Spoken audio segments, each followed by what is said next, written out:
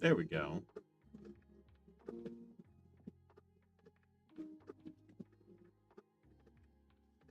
I also think I need to turn down this a little bit.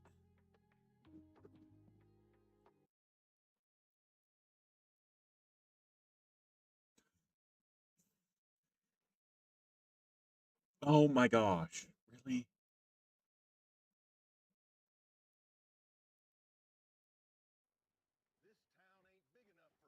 Yeah, it's gonna play an ad. No, I want.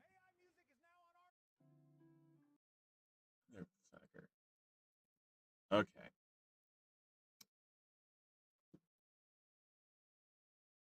How am I gonna do this?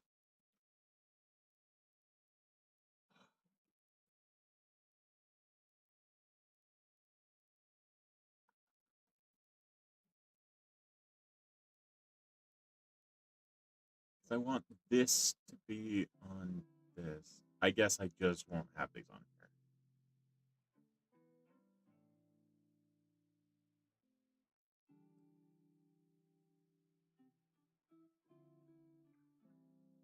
It says two things. It has my music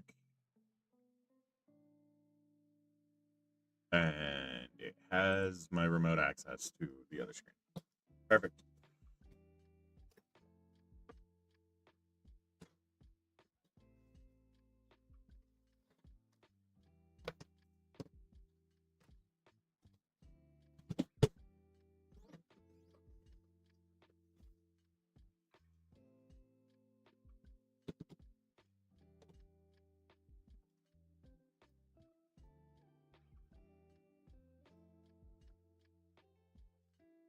I don't need that. TikTok telling me, oh, you should use this feature. No, I don't want that feature. Why does this look so thin throughout here? Just on the one side, too. It's weird.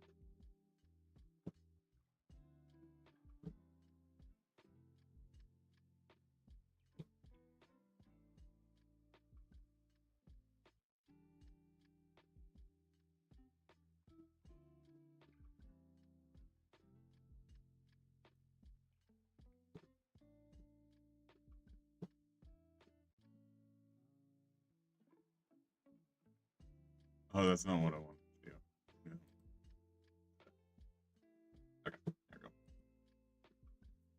Pin that one and pin that one. I think those are the two that would have it, right? Yes, that one.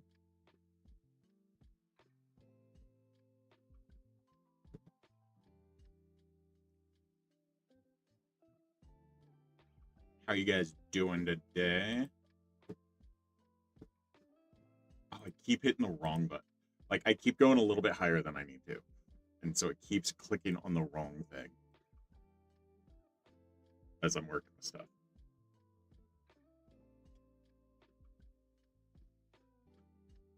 Currently, I'm just working on streaming stuff right now. I'm trying to get a couple of things looking a little bit better. And I just got a new intro video for like when I start the stream before I'm ready to go. So I can actually see, like, get everything ready, make sure it's all working on the behind the scenes stuff without just having dead air sitting there and people going, are they there? What's going on? Yeah, that is my goal. Just one step at a time, fixing one thing at a time.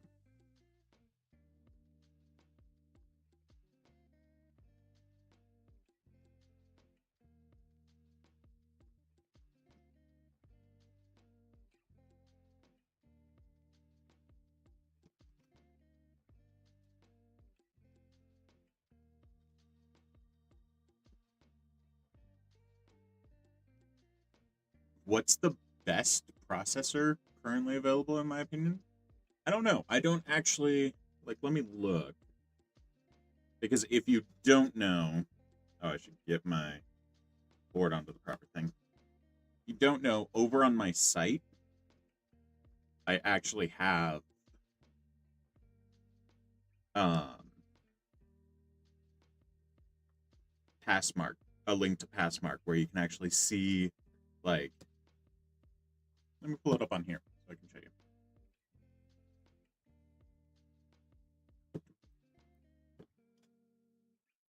I need my keyboard. And I need to turn on the keyboard. Turning on the keyboard would probably be the smart thing to do.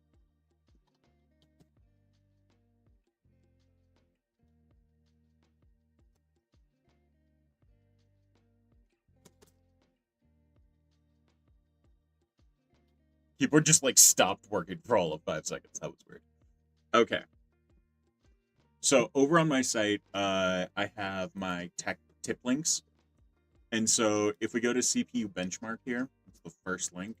Just open it in a new tab, but we can actually look at best value. This is by Passmark. They are one of the leading companies for benchmarking and things like that. So, I mean, the Intel Ultra series is doing phenomenal. And as far as bang for your buck, it's pretty fantastic.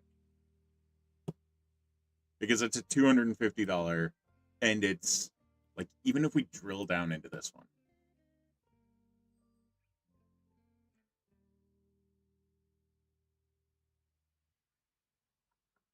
see where it falls in the pack.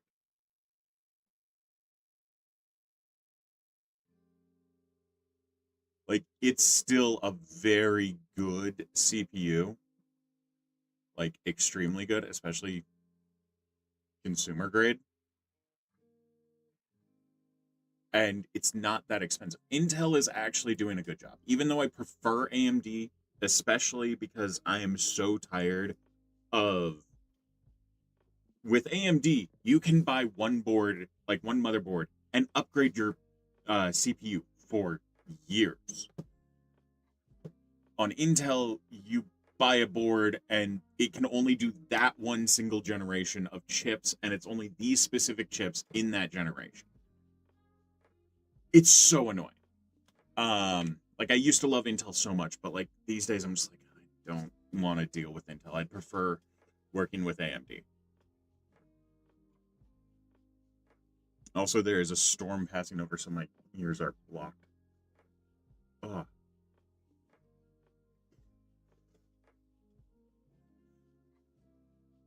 Okay.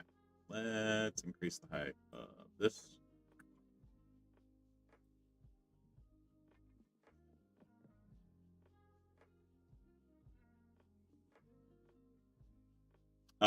Someone asked. Oh, excuse me. Someone asked what resources I know of to get better at programming. Honestly, I don't know of any. Because, like, when I started learning programming, that was, like, long enough ago that the internet was not as robust as it is now. I was about to actually state a year or how many years it's been, but that's just going to make me feel old. Luckily, I was a teenager, so it's not that bad, but still. Yeah, like, most of what I did for learning how to program was just tinkering. And then, like, usually buying books. Like, I really liked going through books, seeing what they taught, and skimming through them and trying to learn stuff. Claude or Codex? Neither. Why are honestly, it's depressing to me how many people are obsessed with using AI and like don't understand how just detrimental AI is at this point.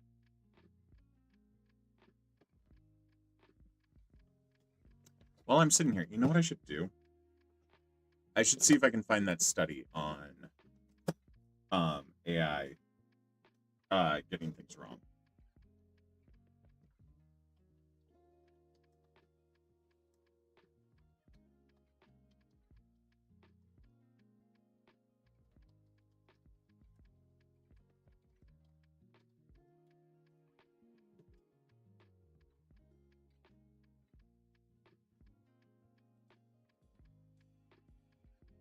Because I want to say it was this month.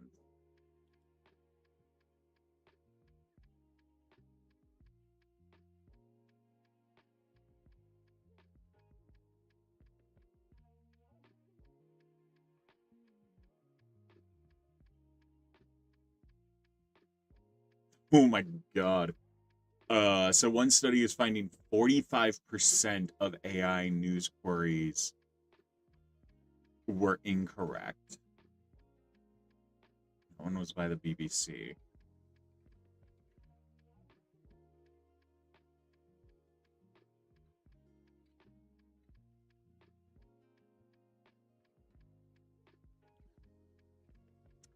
Have a look at this. What's not true?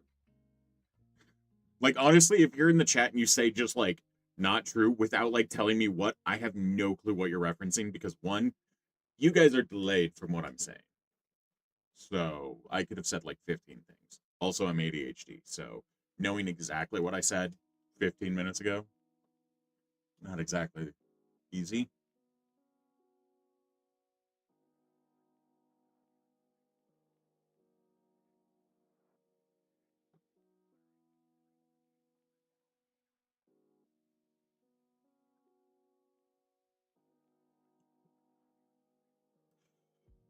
Also, if you don't know, if you spam in the comments, I'm just going to mute you because it makes it so I can't see what people are actually saying.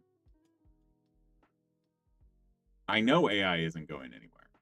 I want corporations to get out of AI because corporations being so entwined in AI and trying to keep the bubble from popping is actually what's causing AI to be worse and worse. Well, it's what's causing large language models to be worse and worse. Large language models are not AI.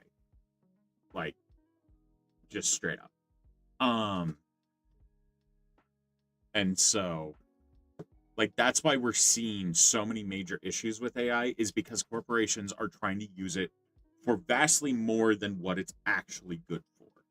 And they're trying to push it beyond its actual scope. And so it's just becoming worse and worse and it's becoming detrimental. I mean, heck, we literally just had let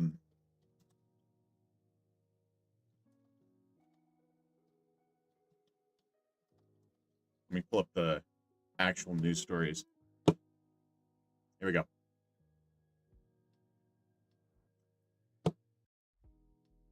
Yeah. This is what's currently going on with AI.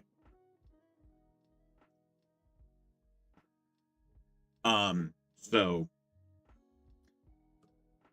scientists wanted to see how bad the AI situation was, so they made up a fake illness. And then AI is now stating that it's a real illness. And it's what people have talked about and worried about for years now, ever since large language models came out. And no one has really listened. And now we actually have like scientists testing the stuff and finding out that it's as bad as we were worried about.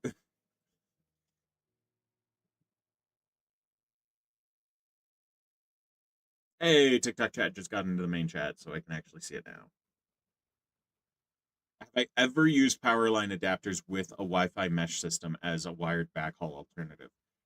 I don't use power line adapters at all because I live in the US, and so the majority of places that I would use a power line adapter are going to be, oh my gosh, give me a second. I chugged a protein shake before I started the stream, and I'm regretting it. Most power line adapters like would only be used in a place where you can't easily use Wi-Fi or mesh systems or things like that. Like usually older constructions, and older constructions have worse wiring, so you're not actually going to get a good signal going through the power line.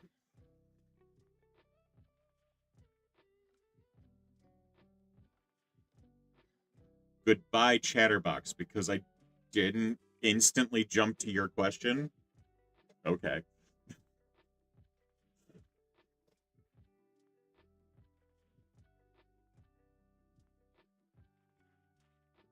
And you wanted me to explain time-based one-time passwords?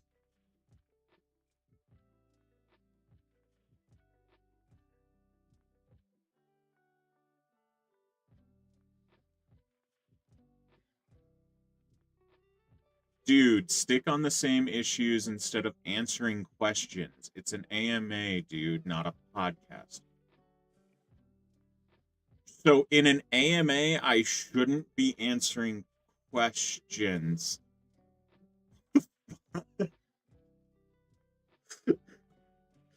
Okay, give me a second. I need to get a screenshot of this comment because that is honestly kind of hysterical.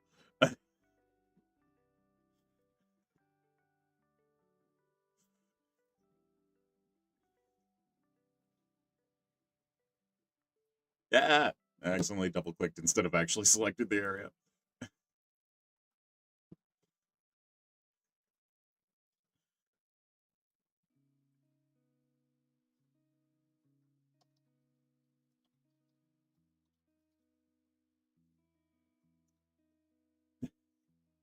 Okay. Let me scroll down and get back to seeing what chat says.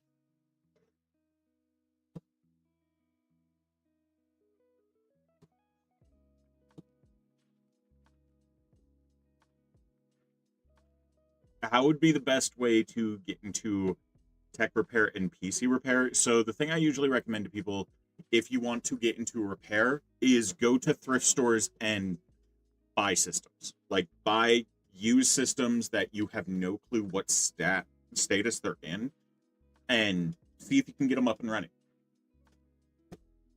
Like that's the main thing I recommend.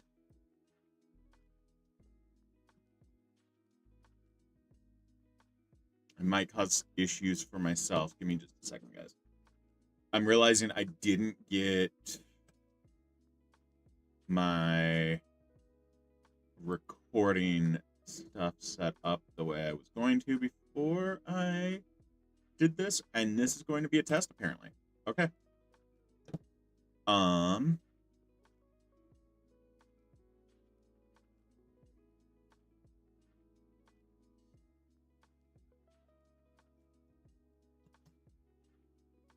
That was not what I wanted. Oh. Good. No. Screw you, Edge.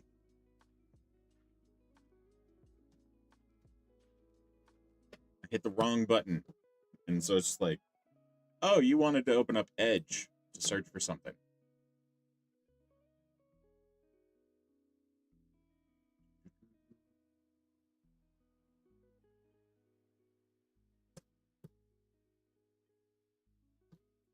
Okay, I want to see if this works. So next question I get in, I'm going to see if I can record it to show you guys.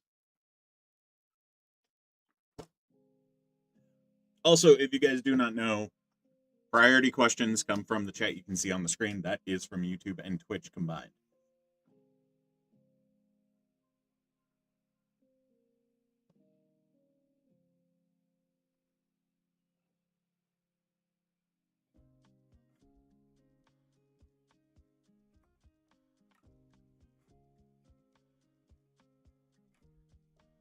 Why are you asking me what the price of hardware is in the US?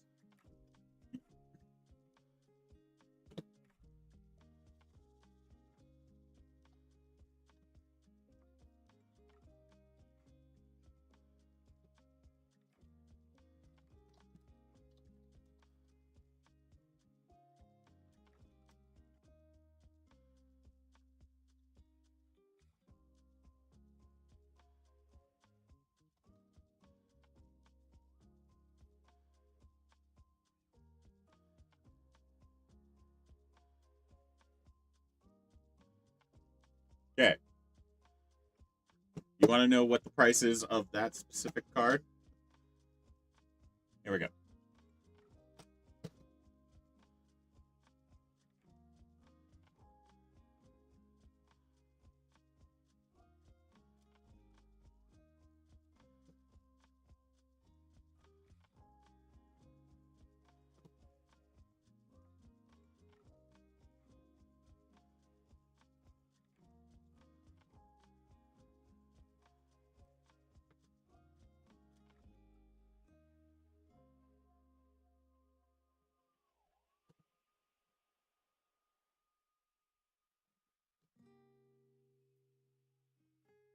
Ooh, that just crashed. That's going to cause me issues for a second. Can't see chat for a second, guys.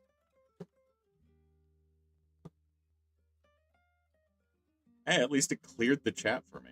That was the goal, so.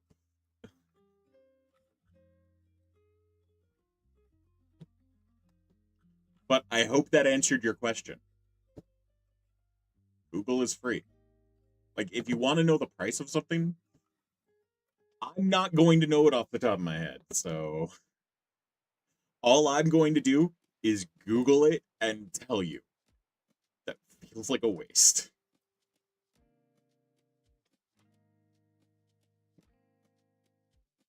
Would I recommend getting a pre-built PC from Best Buy as a starter gaming PC? I wouldn't recommend getting anything from Best Buy.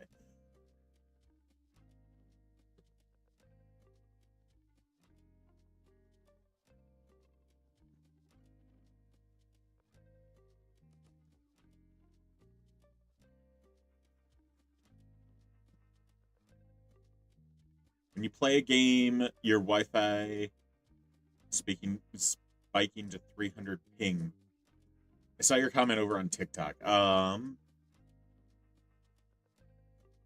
mean, the main issue is you're using a Wi-Fi connection. Are you on a desktop or a laptop? Because that changes a few things, especially if you're on a desktop. That narrows things down pretty decently.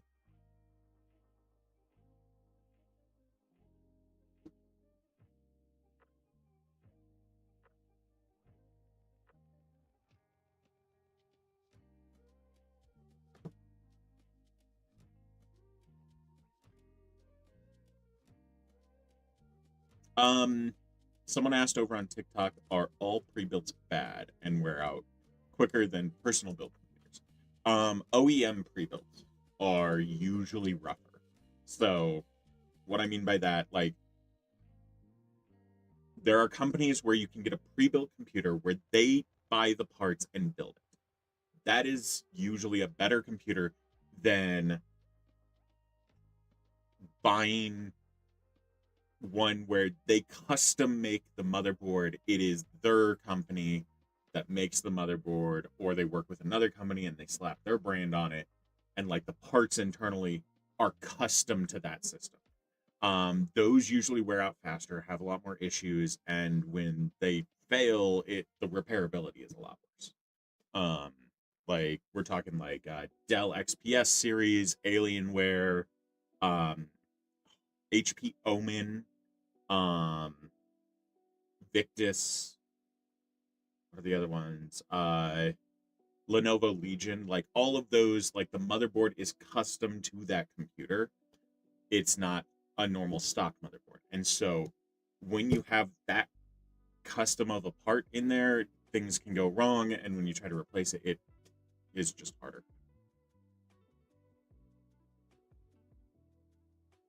Okay, you have a desktop. Where are the Wi-Fi antennas on your desktop? Are they above your desktop, or are they connected to your desktop and down next to it in some way?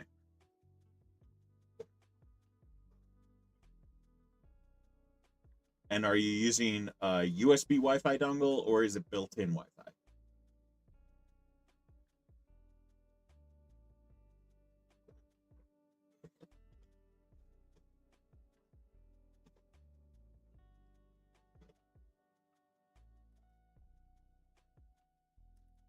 Oh, I can actually type it. Yeah.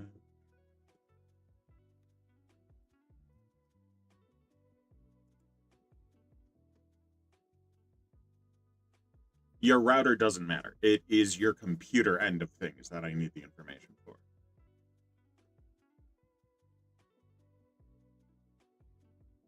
How do you tell if your device has a secondary account that was installed on your device? I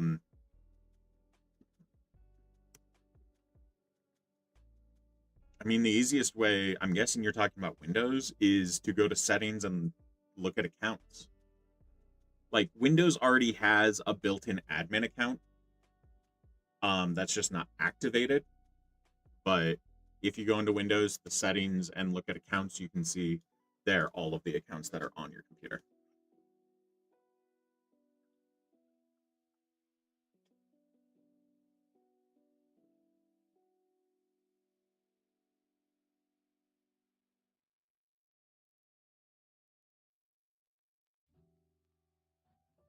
Yeah, if your Wi-Fi dongle like is on a desktop and it's connected to the back of your desktop, it's not going to get good signal because it is now surrounded by metal. And metal is one of the things that is going to make signal worse. So the thing I usually recommend if you're using a USB Wi-Fi dongle for your desktop, then get a USB extension cable. Get like a 4-foot one and raise that thing up above where your computer is and tack it onto the wall. That's going to give you better signal. It's most likely going to fix your ping issue. Can I explain a layer 4 DDoS attack? What specifically about it?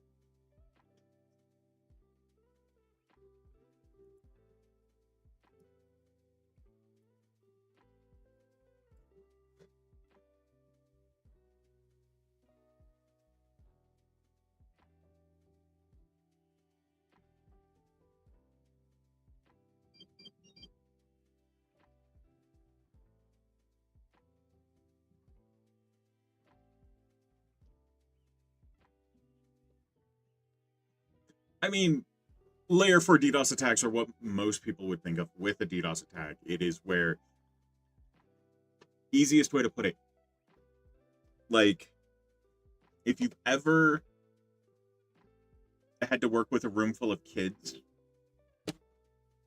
and all of them start asking you a question at the same time, that is a DDoS attack.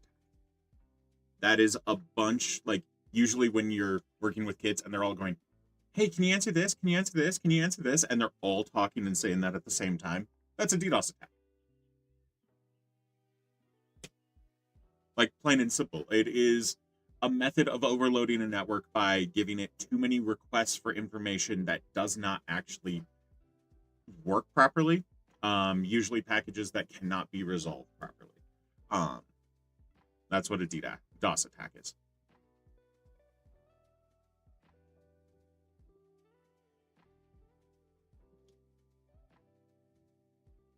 Where did you put the USB dongle after, like, when you used the USB extender, where did you put the dongle?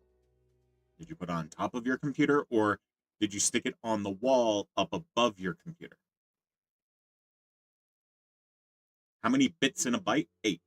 There's also 4 nibbles in a byte. What's the flipper 0 on my desk for? I'm mostly grabbing people's attention because they recognize flipper 0.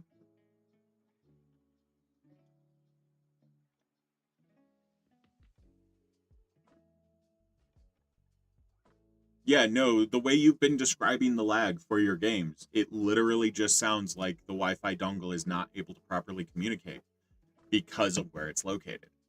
I've seen this problem frequently. I've done videos on this problem.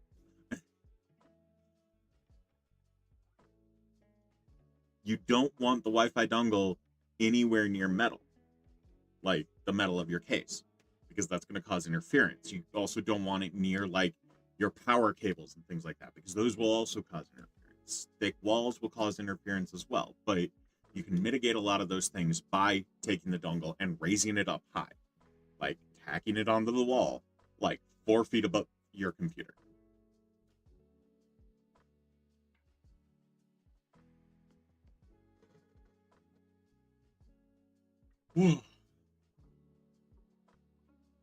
Degree, yes or no? Are you asking if I have a degree? I don't.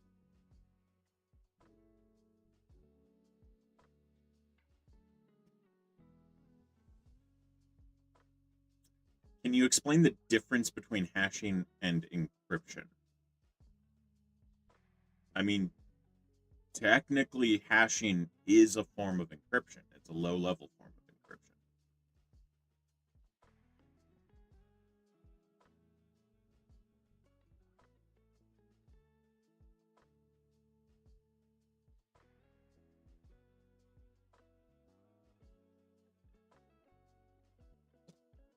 Someone over on TikTok asked advice for entry-level IT. The thing I recommend is get a notebook, like get a journal, and as you're doing your job, as you're fixing things, write down what the problems were, write down what the fixes were, because then it'll lock it into your brain a lot better, and you can learn a lot more and also reference back to see what you've done before.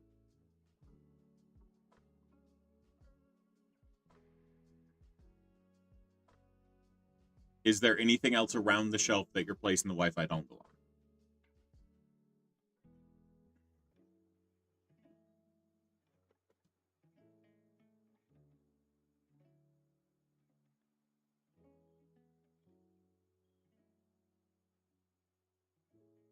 Okay, this computer's muted, so I can open it. Make sure this is the right video, and then I'm going to put it in my links list.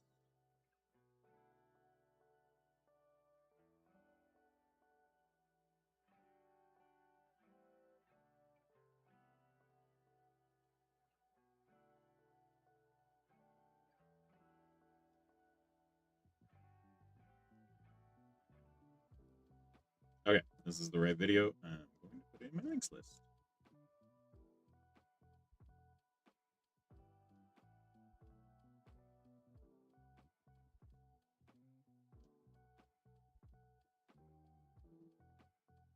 Thoughts on Fedora and Red Hat in general? I haven't used them that much because, like they're good for what they are. They're more like Fedora and Red Hat fall into that category of like Windows 11 Enterprise. It's for a very specific purpose. It's for enterprise applications. Most people aren't ever going to use it, and there is a slight learning curve that is higher than the normal version. Can you use two Wi-Fi dongles at once? Yes. Not super effectively unless you do quite a bit of tinkering. Like Linux, it's a lot easier. A lot of different Linux distros can let you have two Wi-Fi dongles at the same time, and you can set one as the failover. So if your one stops working properly or you stop getting a signal on the one, it'll jump over to the other one. Windows does not have as decent of controls like that. But it still kind of works.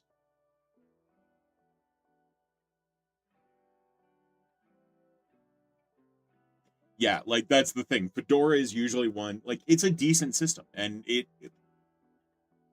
it's an example. Fedora and Red Hat and also Ubuntu.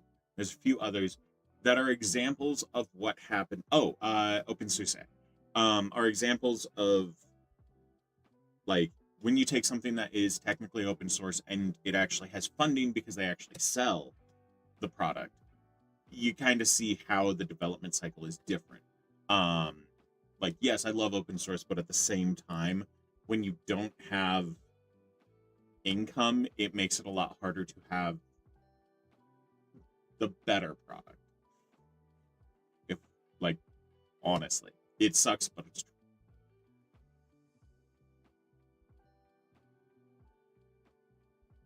Oh yeah, Ubuntu and SUSE, like they are the consumer, like they breach into business grade, but they are high end consumer to low mid range business, where Red Hat and Fedora usually end up at every level of business.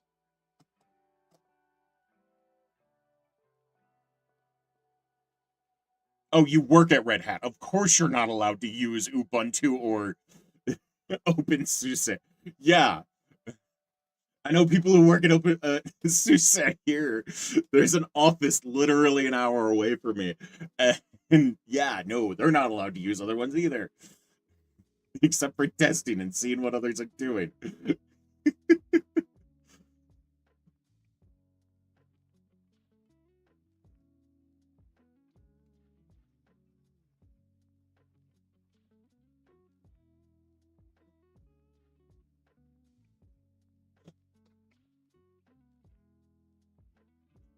Yeah, the person having the Wi-Fi issues on their desktop, keep an eye on it, but also it could be the walls that you have.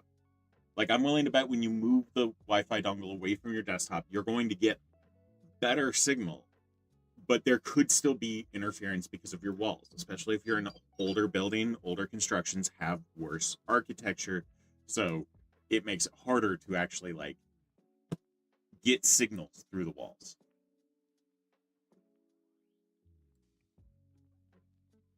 I've worked in a lot of old buildings. Are Discord bots programmed to steal user tokens avoidable in any way? Honestly, I don't know. It's been a long while since I've worked with Discord stuff. Hey, thank you so much for the bits. I'm genuinely not sure about that one. Like, Discord, you can have multi-factor authentication and things like that. But I don't know how.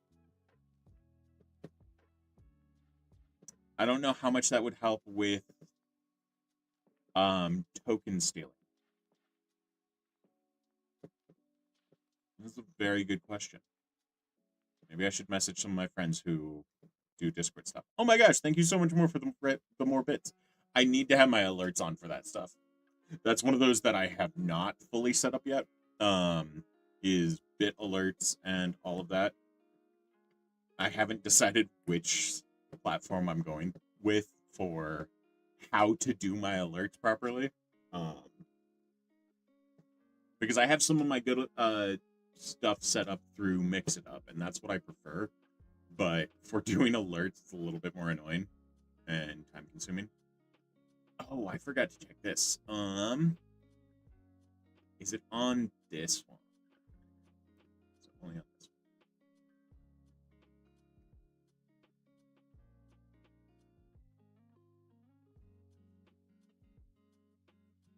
Let me find out about this.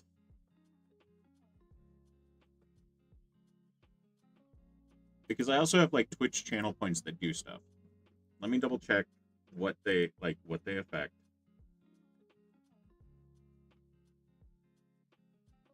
Oh, it's not connected. Okay.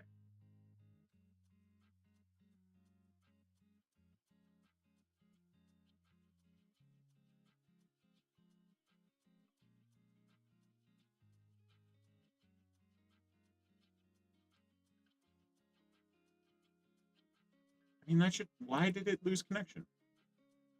Give me a second, everyone.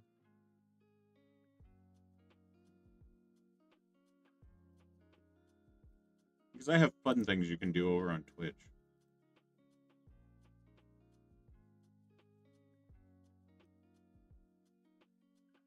Okay, now I think it'll work.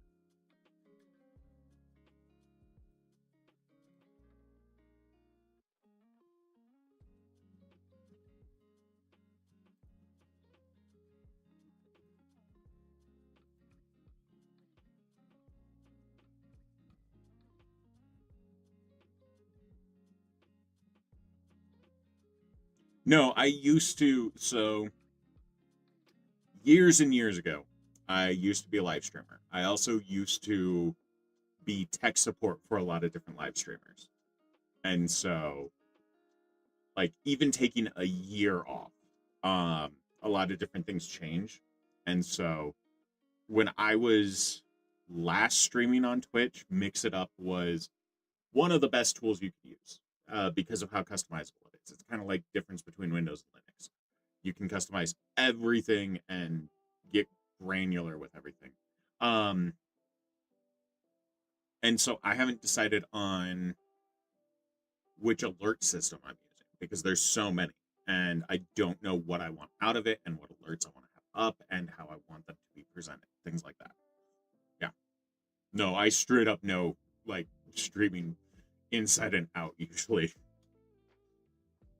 So many years working on stuff like that.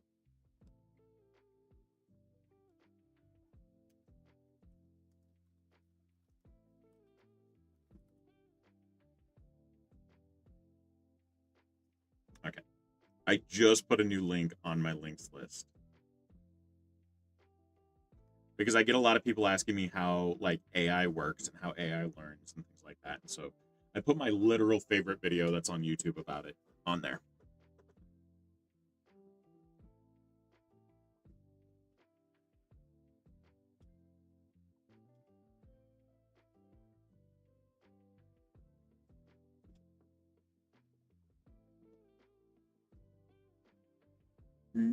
So you had a USB Wi-Fi dongle and a PlayStation 4 or PlayStation 5 in the same room, and the PlayStation 5 was able to get better signal, that makes perfect sense. Because the USB Wi-Fi dongle, the antenna for that, yay big. It's like, it's the Wi-Fi dongle itself. That's your antenna. Where the PlayStation, the antenna for that is long wires that connect to an actual antenna at the end. So the wire also helps be an antenna, but the end of that, it's a bigger antenna about yay big, connected to metal that makes it about yay big. So you got a square of metal about yay big, and usually you have two of those. I'm not sure about the PlayStation 5, but I know some consoles have had 4. And so you have a thing of metal about yay big compared to a USB Wi-Fi dongle where the antenna is about yay big. Even if it just had one antenna, it's still going to perform better than your USB Wi-Fi dongle.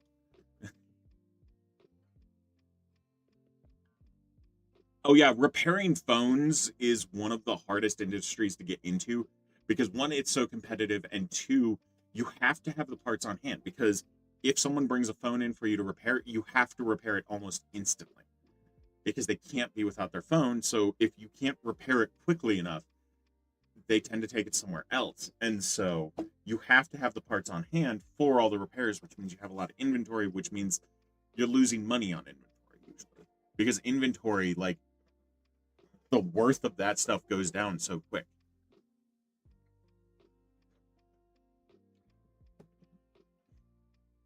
Ooh, you miss working in hardware. Nowadays, you're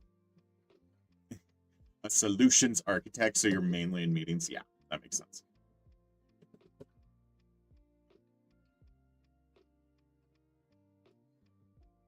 How do you display 240p instead of 4080i on a CRTV? Depends on the CRTV. Like, some of them actually have that setting. I have a TV like that in my house where I can change the settings and change what its actual um what's the setting called? It's been a while since I've used it. Um, but it also depends on the input. Um, Most TVs do it based off of input instead of your actual settings. So, like if you're inputting through S video instead of through component connections, will usually be the thing that changes that. Your role is straight up yapping professionally. Sounds like my job.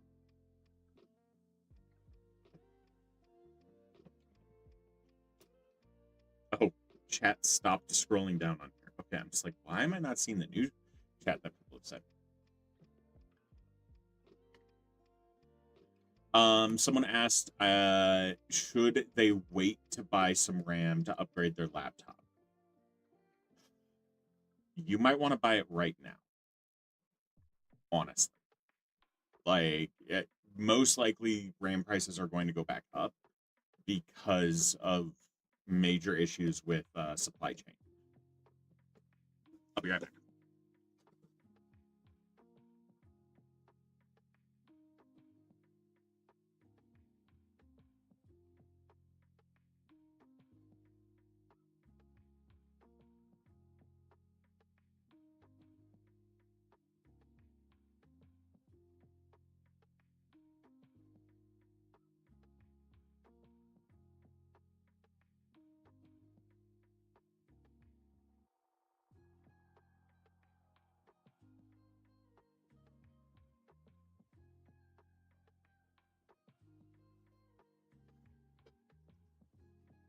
Now I gotta find another place to put a Stitch plush.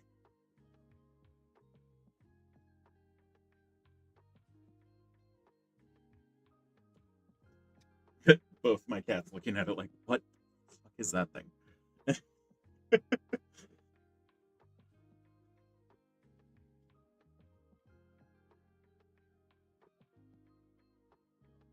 Oh yeah, right now we see like a decent decrease in RAM pricing. Like it was at like 500% what it was a year ago, and then it dropped down to like 450%. Like, I'll be honest, that's kind of a decent drop for a little bit, but we're probably going to see it go back up because literally there's a whole issue with the Strait of Hormuz. And if you did not know, that is what supplies a lot of oil and a lot of other resources for countries that manufacture stuff. So shipping prices go up. That means prices of things go up.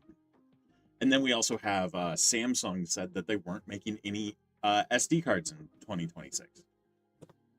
I didn't find that article yesterday when I was looking for it.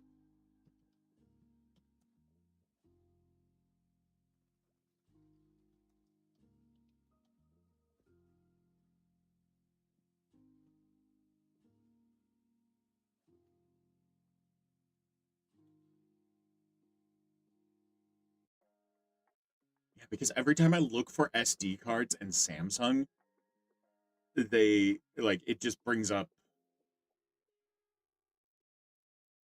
SD card slots on their phones. I'm like, guys, I want to find the news story about this.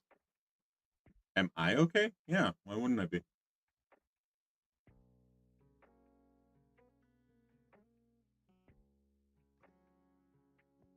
Yeah, RAM deliveries have been bought out till the end of 2027 at this point.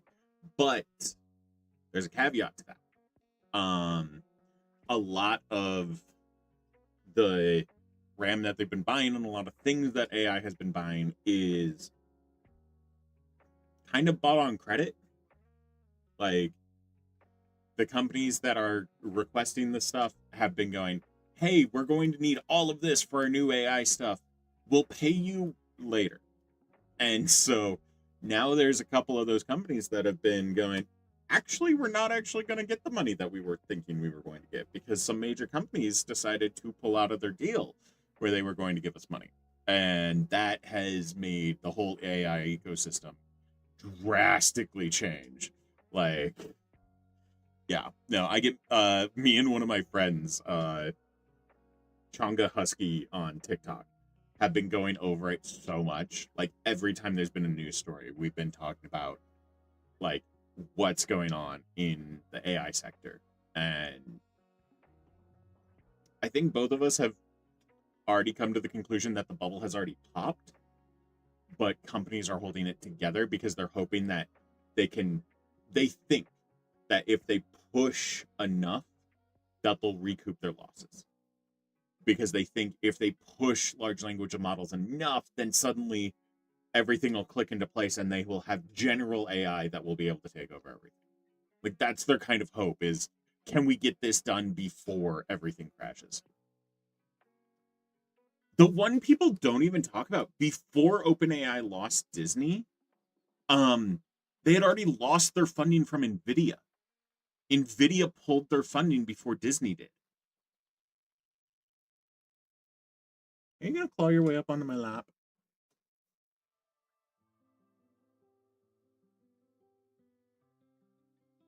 Say hello to the tech kitty.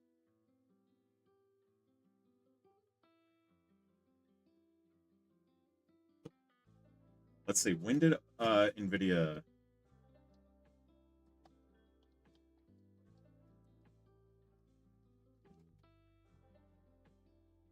Oh, I think that's perfect. Getting her on the.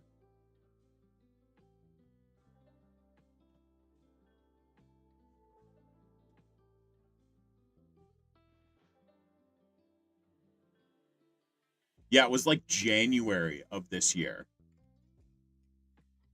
It was 100 billion that they were investing. Nvidia was going to invest 100 billion in OpenAI, and they canceled that. That was the first thing to me that was just like the bubble's popping. Do I know the Ugreen NAS system? Yeah, it's a pretty decent one, especially for people who don't know a whole ton about like network attached storage and like servers and things like that. It's a fairly easy to use one. I want to say you can even fully set up the thing and use the thing from your phone without issue. I think that's one of the things they tout about it. I haven't looked at the Ugreen stuff in a few months. I love their stuff. I love Ugreen, but like I have not had time to dig into NAS for them.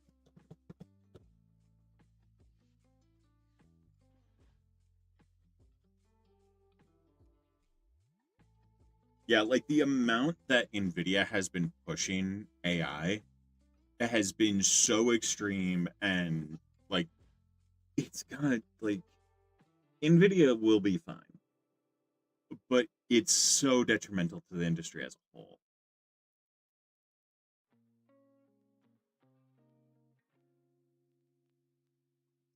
Did Oracle actually pull away from OpenAI? When did that happen? Because let's be honest, Oracle does not have money. Um and like they hedged a lot of bets on OpenAI. Where are you going? No, come here. Oh, the baby. Where is your baby? She's like, Father, why?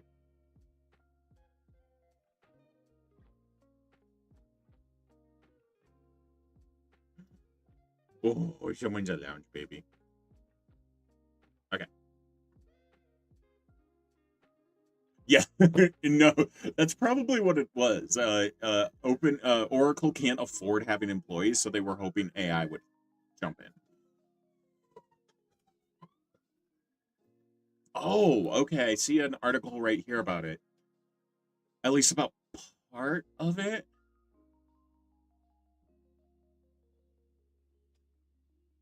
I see a Hacker News article about it. Let's see. Oh, it's linking over to Yahoo. I hate Yahoo for anything these days because usually you're just grabbing an article from someone else. Where did you guys grab this article so I could read the whole thing?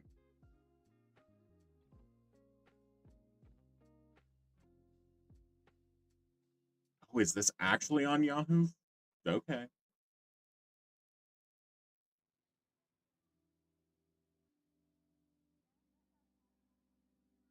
Oh, this was posted in December. Yeah, so like honestly, Oracle is kind of operating in a deficit, and then they also bought partially into TikTok and is causing some of the issues that TikTok is having. And so, like, Oracle is likely to have major issues this year and next year. And so, I'm not going to say I'm not looking forward to it. It's going to be fun to watch. But yeah, I heard was it last month? Yeah, it was last month. Oracle canceled the really major Texas data center they were planning.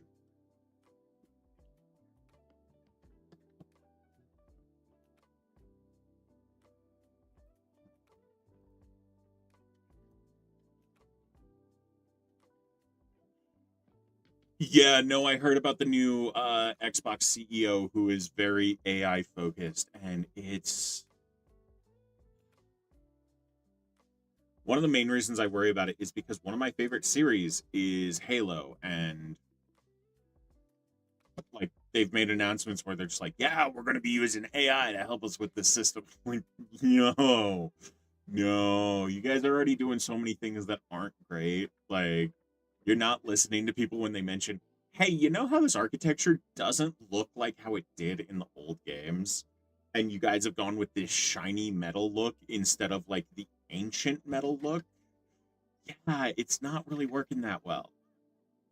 I think one of my favorite examples of it. Let me see if I can pull it up.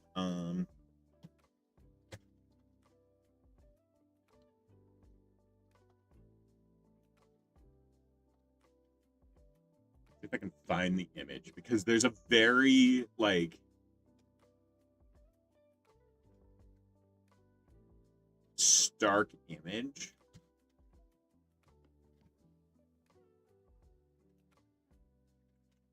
Dang it, I can't see one. But if you've ever played Halo, the level Silent Cartographer, um, actually this one shows it.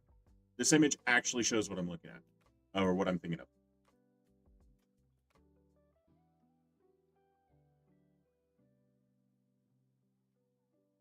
So This is original Halo right here. See how the metal here looks like it's kind of degraded down towards the bottom? There's another area in Halo where you can see it a lot more. But then in the new one, you have none of that. This looks shiny and brand new, and like it was just put there after being shiny and brand new. Hey, thank you so much for the gifts over on TikTok. Yeah, it's so much worse. Like, part of me wants to just pull up Halo and show you guys because it's so bad. While I answer questions, I might actually pull up that level on Halo so I can show it. If I can actually get my thing to work properly. I've been having issues with my capture card that is plugged into my gaming PC for a while, so we're gonna find out if this works. But what other questions people have? I saw some. Let's see.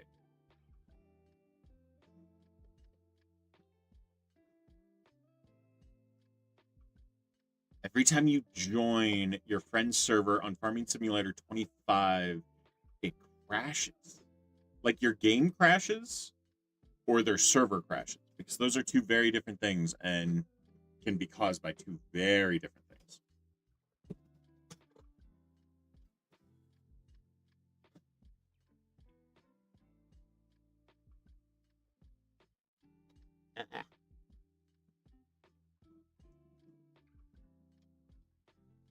If that worked. Because usually, so if your game is crashing, like for one thing, I'm guessing you're running it from Steam. So in Steam, you can right click on it and verify that the game files are proper. That is usually the first step. Also, I'm wondering if he has a mod installed or anything like that, because like mods can cause that drastically.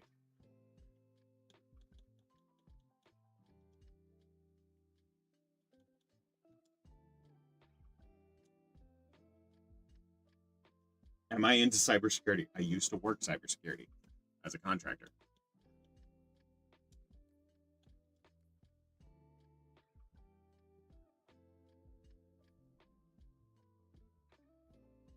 Oh, you're playing it from Xbox Game Pass? That might be part of the problem. There are some weird issues with Xbox Game Pass in some games. And then there's also issues with like Xbox where it's just like, hey, this is the message of the day for Halo. If you click A to close this, it's gonna open Edge on your Xbox. The reason I mentioned that is because it literally just happened.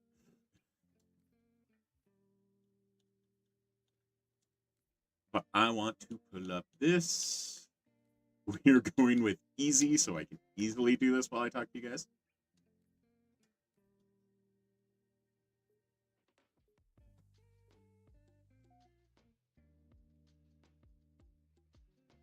Yay! I can't remember. Okay, I remember your question, but I can't remember fully enough to remember what was going on. Also, I'm going to turn off the audio for Halo so you guys don't hear it running in the background.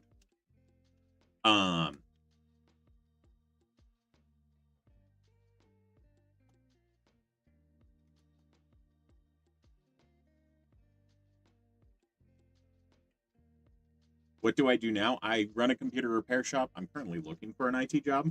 I want to find a part-time one so I can close down my repair shop and continue making content, but supplement my income. And then I also do IT contracting.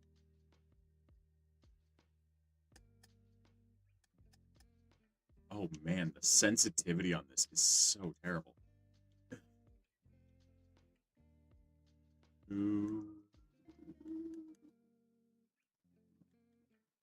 Read this.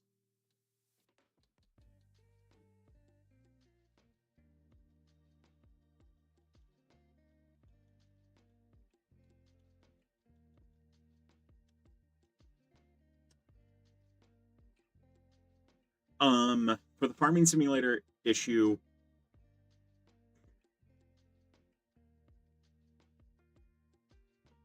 have you tried completely uninstalling Farming Simulator and reinstalling it, seeing if that works?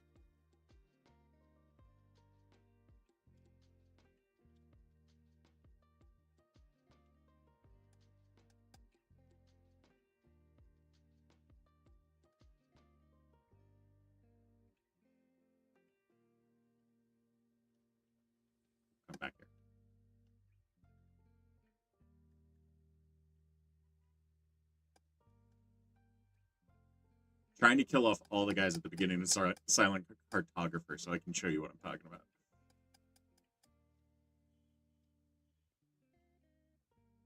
Because Halo Combat Evolved Anniversary has a really neat little feature. There we go. Okay, I can show you guys what I'm talking about now. That bugs the heck out of me, and Halo has not realized that, like, the Halo company has not realized they're doing. So this is Silent Cartography. This is some of the, like, buildings that are in this level. Look at how, like, this looks like metal mixed with rock. It, like, has a very distinct texture. But if we come down here, you start noticing that there's wear and decay and, like, moss growing type stuff on here. This is one of the things that older games, like, did a lot better than newer games, because let's look at this when I go into the new version. Doesn't really look like there's any decay really on this. It looks just shiny and brand new, like it was just put here. Like, there's a tiny bit of discoloration, but in comparison, drastically different. And, like, look at this building. This building looks perfectly shiny and brand new, no discoloration, but if we switch over to this one, you can see the discoloration on this part. Like, it's night and day, and the game developers who are working on, like, even the new, there's a new release of Combat Evolved coming out, and this has been brought up to them, and they're just like, nah, we're not gonna do that. And it's like, what the heck, guys? Like, there's another area I could show you where it also does the same thing. Yeah, it feels like your friend has, like, a mod or setting on his game. Is your friend playing Farming Simulator from the Xbox Game Pass version, or is he playing it from Steam? Or are they playing it from Steam, I should say.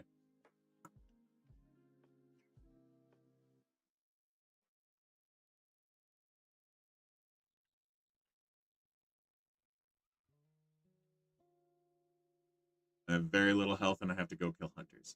It should be fun.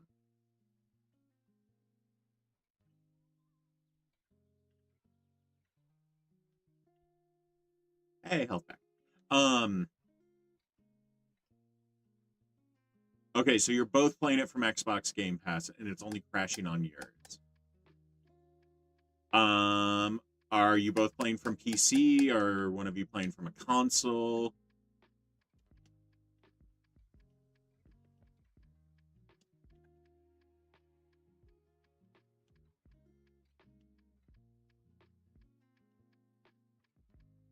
Both on PC. And you had Xbox Game Pass, like, verify the files for you. Have you completely uninstalled the files and reinstalled?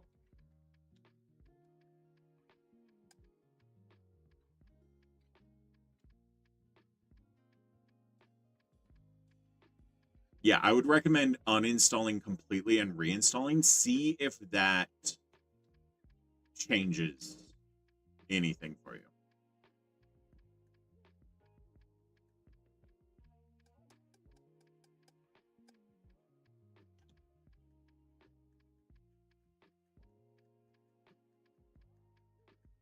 Grenade spam. Oh, I blew myself up.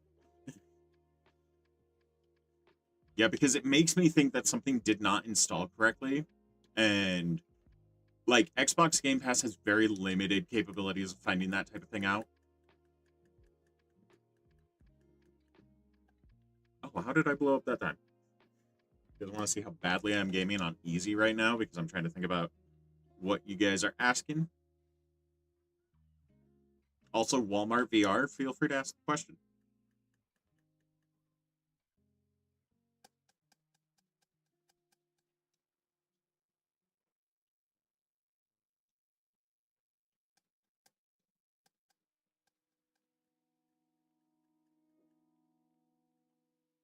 Oops.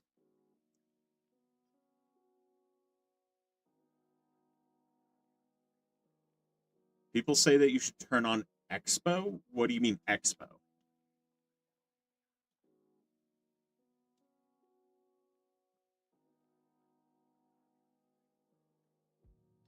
So my capture card is acting a little laggy today, it feels like.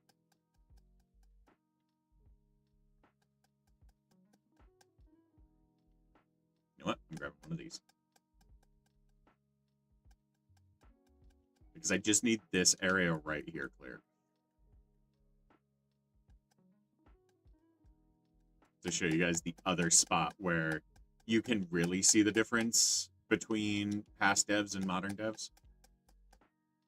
Yeah. So you see this thing here. Let's go back to this version. This is designed so this moves up to pull this plug out.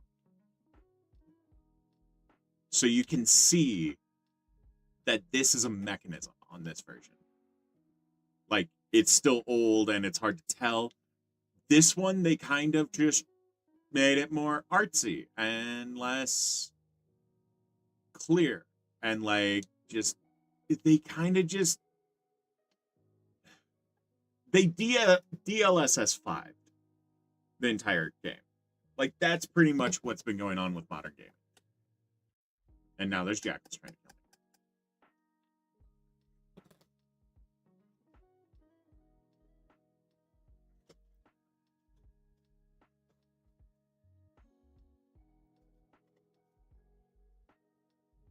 Is it worth overclocking? I don't even finish that. No, overclocking is not worth it.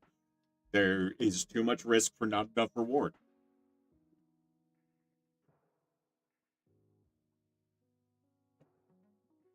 Oh, okay, you're just talking about overclocking. Yeah, overclocking is not worth it. There's, like, you run into more issues, you have more risk of the hardware having issues, and, like, things breaking because of it. Yeah, like, overclocking is one of those things that, like, is, like, a lot of people think it's every desktop gamer. It's just like, yeah, that's why you get a gaming desktop, because you can overclock things. No, that is very much just like 1% of people, and it's usually people who are very enthusiast coded for gaming.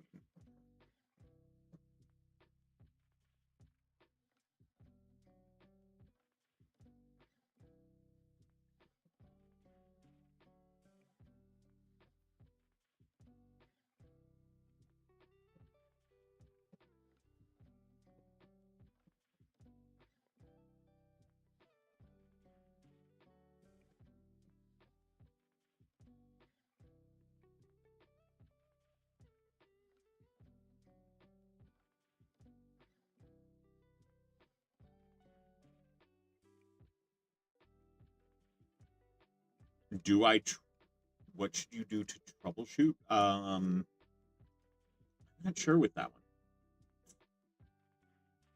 You have a newer PC build and it's starting to run terrible, like 12 frames per second. Like, for one thing, open up Task Manager and see what is having a bottleneck, like what is massively being used.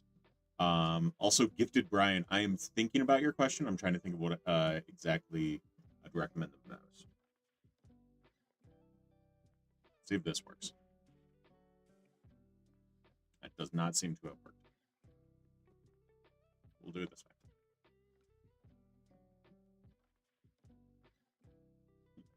way. Okay, Gifted Brian says, Hiya, I'm looking at getting a home server started. I want to use Plex, VMware, Docker, and use it as a NAS. Between all the different OSs, what do you recommend for someone who has little experience with them, but is Microsoft certified? So the thing I would recommend is Proxmox as your virtualization host. That is going to be your top layer. And for one thing, Proxmox is able to do Docker now. So the Docker part is going to be very easy from there. And then for your NAS, I would recommend TrueNAS. That one, that's what I'm running. It works fantastically. You have TrueNAS Core, and then there's a different version of TrueNAS. I can't remember it off the top of my head. Let me look.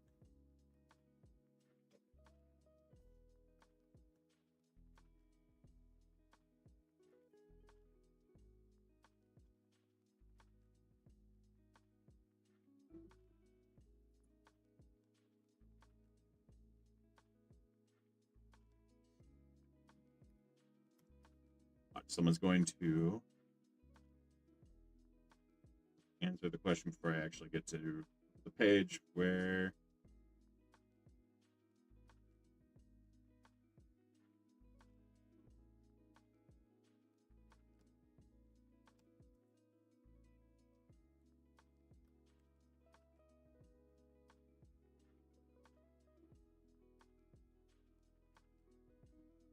wow, way to make your website like so much harder to use.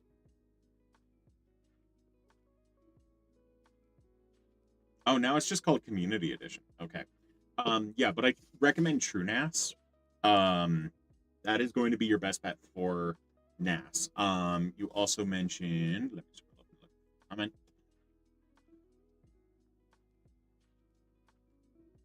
Yeah, and even Plex. You'll have multiple options for Plex. TrueNAS, I'm pretty sure, has a plugin to be a Plex server. So that would make that part a lot easier. Yeah.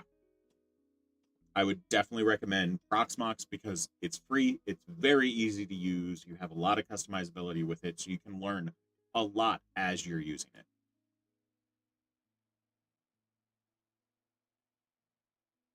Ooh, we got a storm rolling in. It's gonna be nice. Which small CRT is worth buying for less money? I don't know. I don't work with CRT stuff. Like, there's some arcade channels that would probably know, because that's usually who's going to use CRTs the most is people who work with arcades.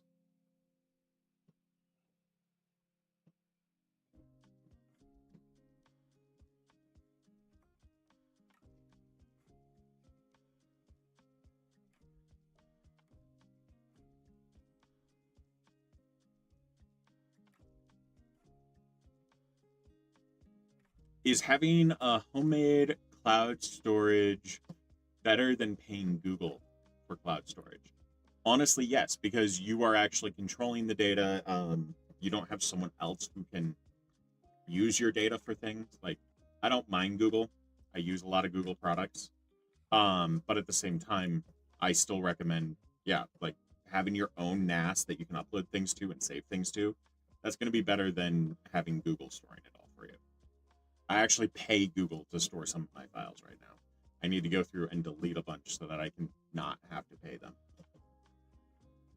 I think I'm close to like 3 terabytes on their servers.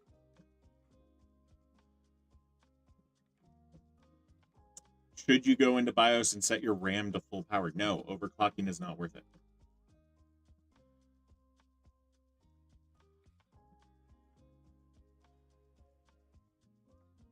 Do I still have the desktop in here?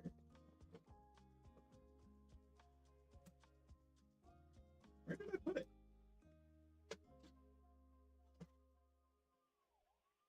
Okay, I'm gonna find the desktop that I like recommend as an example.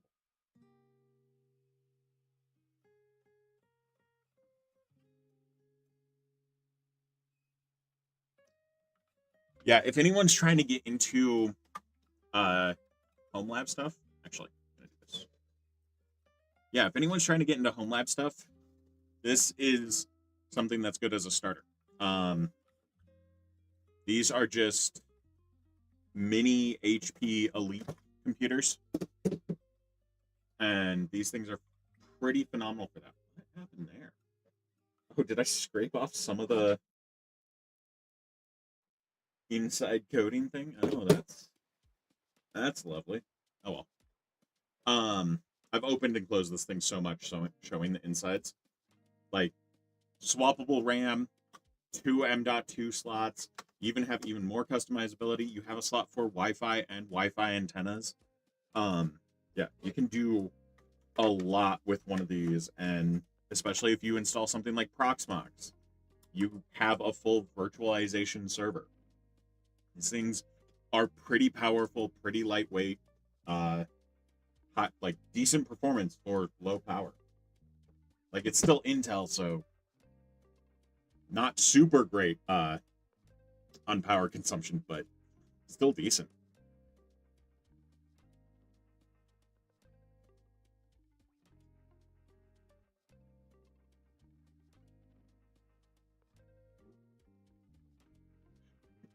For my home lab, I have a full JBOD that has so many drives in it. And I need to go through and check those because I know one of the drives was failing, but it was one that like was not storing anything super critical. Like it was storing backups of stuff that I don't need anymore. Let me double check this. Okay. It's just going into this folder.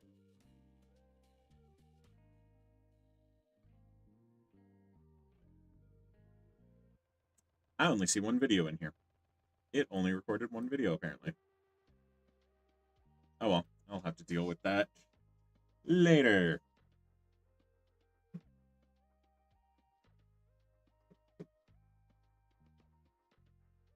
Someone commented, or am I wrong? I don't see your other comment. Did it get caught by a filter?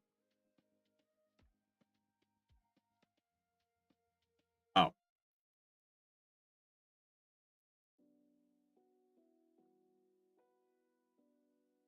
But it isn't overclocking if you're just setting your RAM power to full.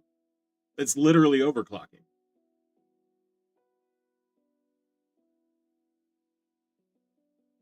Like the way overclocking works is you tweak the power going into the component.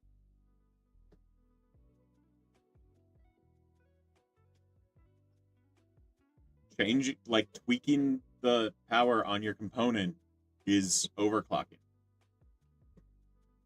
also known as overvolting. You can also undervolt and underclock. There's a few systems I have that are undervolted so that they don't use as much power.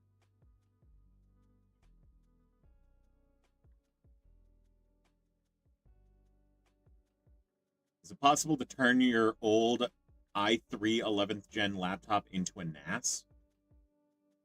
I mean, yeah. You can usually turn almost any computer into a NAS, but I wouldn't really recommend doing it with a laptop.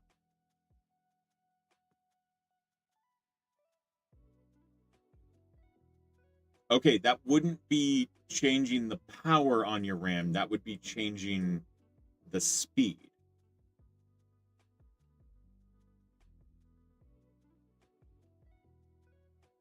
And like, I wouldn't recommend ever changing anything to max. Change it to the setting that it actually has on the RAM. But honestly, like, in a lot of ways, you might not see a performance boost from it.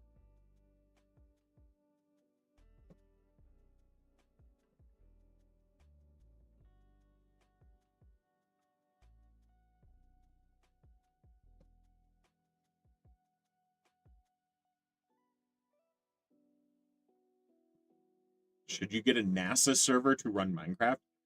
Minecraft is one of those that is a power hog. Like, you need a lot of RAM, you need a decent CPU.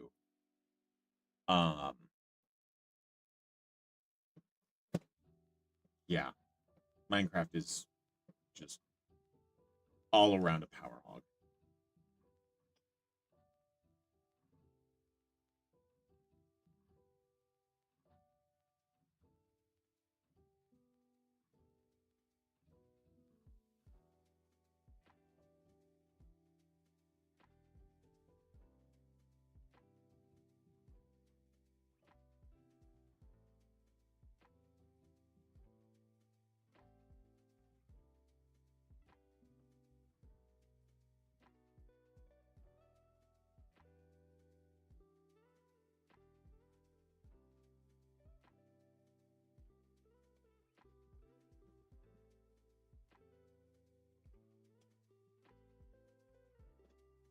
Ooh, congratulations on passing your Network Plus. I see your comment saying that you have the exact same keyboard. You've commented it like 16 times, dude. I'm being nice and not muting you for the entire stream. Holy cow.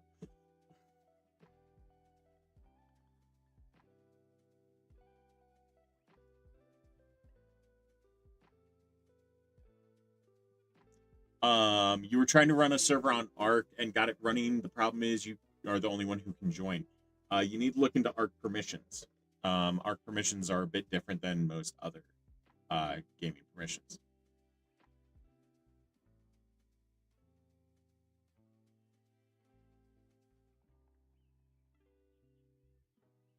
Aren't NASA computers supercomputers? Not all of them. Like NASA has supercomputers, but not all the computers or not all of the servers at NASA would be supercomputers. I love these Logitech keyboards though. I have like 4 of them.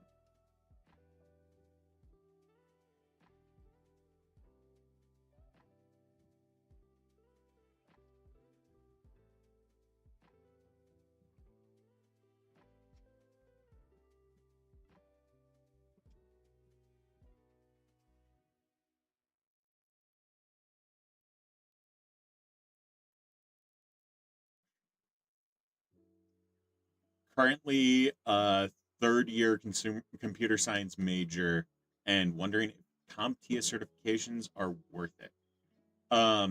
So the thing I always recommend is you should tailor your certifications to the job you want instead of getting certifications and hoping that they work for the job you want. Because most certifications are going to be things you already know. You can learn the stuff in certifications to boost your knowledge and skills, but getting the certification is different than learning the stuff in the certification. Like I have that, heck, on the shelf, I have A+ certification books right there. I've gone through them for years and years, and I know everything in A+ certification, but I don't have my certification. I never really needed it. It should be one of those things where if you're looking at a job, get the things that the job requires. Some jobs will even pay for you to have the certification. So that's the way to go about it. If you see a job that you want down the road, then get the certifications that it's requiring.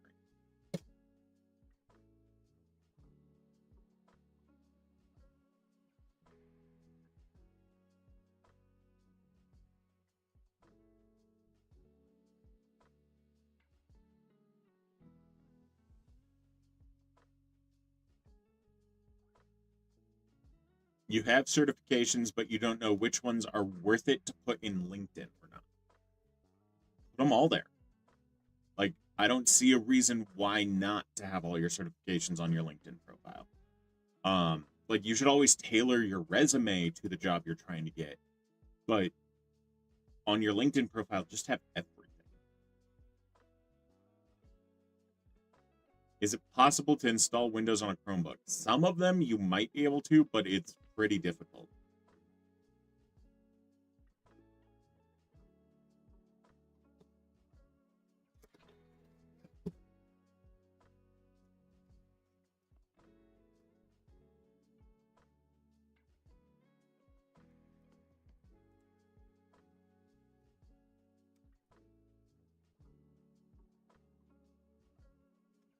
Does this mini PC for home lab that I showed have an MCIe card? Do you mean PCIe card? This one would not. There are some that do. Or do you mean mini PCIe card? Because I'm not sure if this one does. It has some expansion stuff, and I'm not sure what all expansion stuff this one has.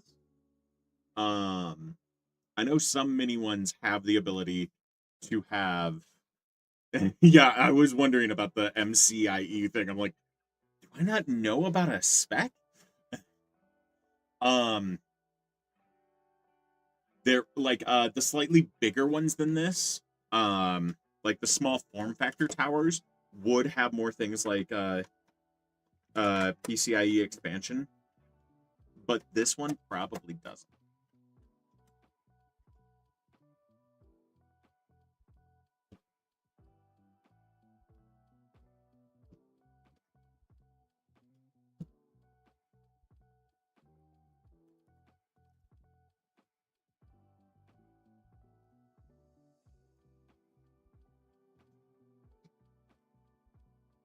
My controller is rattling on this table.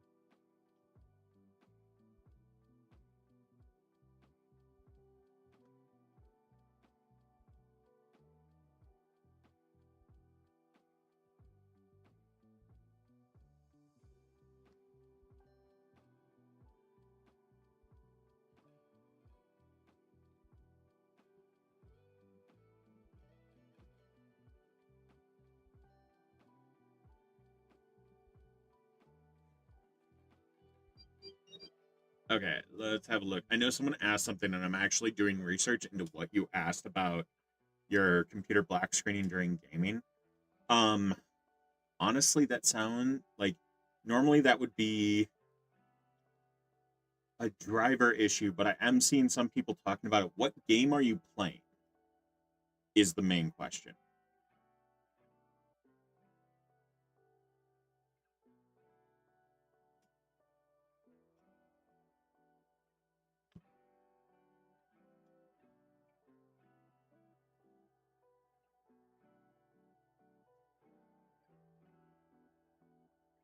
You're playing Valorant. Okay, I'm seeing people talking about Valorant and League of Legends being the two that have the issue.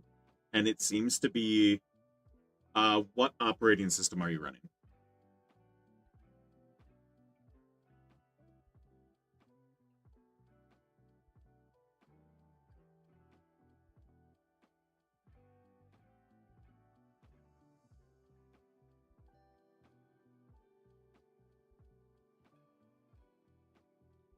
Sorry, I'm double checking my notifications that are going off to make sure I'm not missing like a fire somewhere. You're on Windows 11. Did you by chance like when you did you install Windows 11 yourself, or did it come on the computer?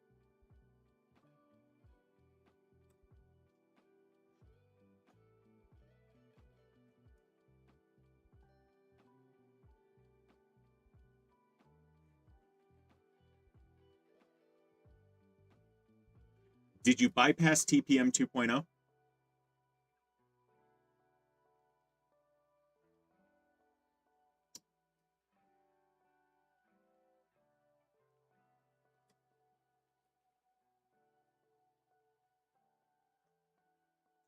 Weird. Because like most of the people I'm seeing online talking about this exact issue, they bypassed TPM 2.0 uh requirements. Um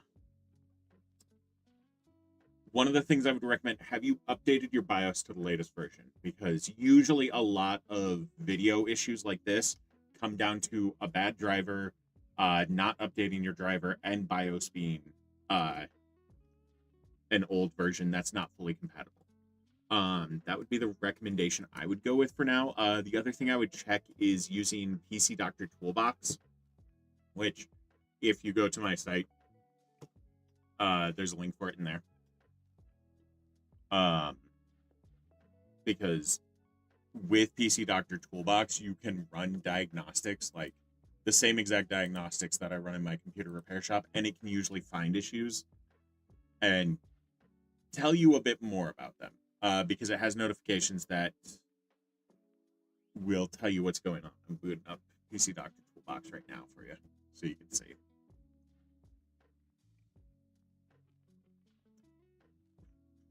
The thing I would recommend running in this is in the diagnostics, you're going to run a stress scan, because the stress scan prioritizes like your video card and video quality and that type of stuff. You can also get more granular and actually just test the video card on its own, but the stress scan should pick up what's going on, and it'll give you notifications that tell you exactly what's going on. Like, as you can see, I have stuff to address on my computer.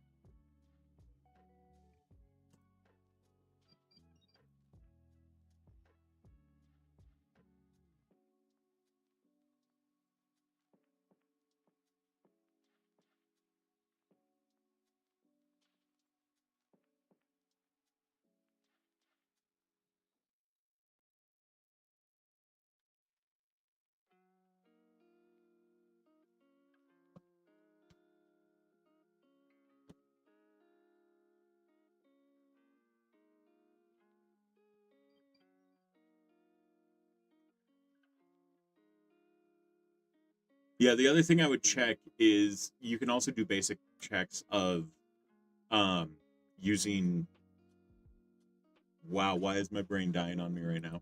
Task Manager.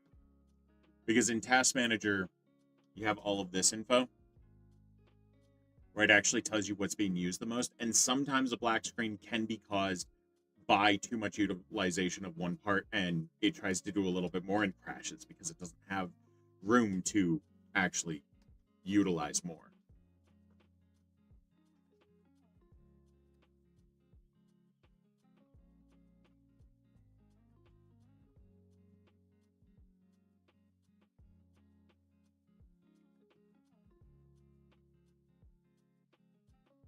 Why does your PC sound like a plane? Because it's overheating. It's trying to dissipate the heat, so it's cranking the fans up to max. And so you need to clean out your system and possibly redo thermal paste. But if it's a laptop, then it's most likely just the fact that laptops do not have good cooling.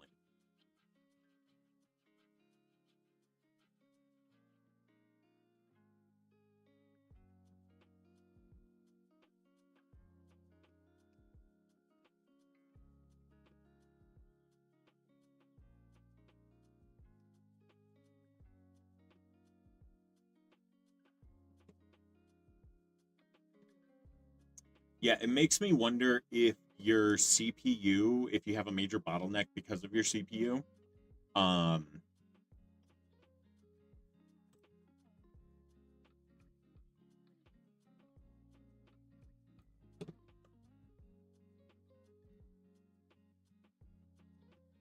to check if you have a bottleneck on your system, I need to put a graphic on here.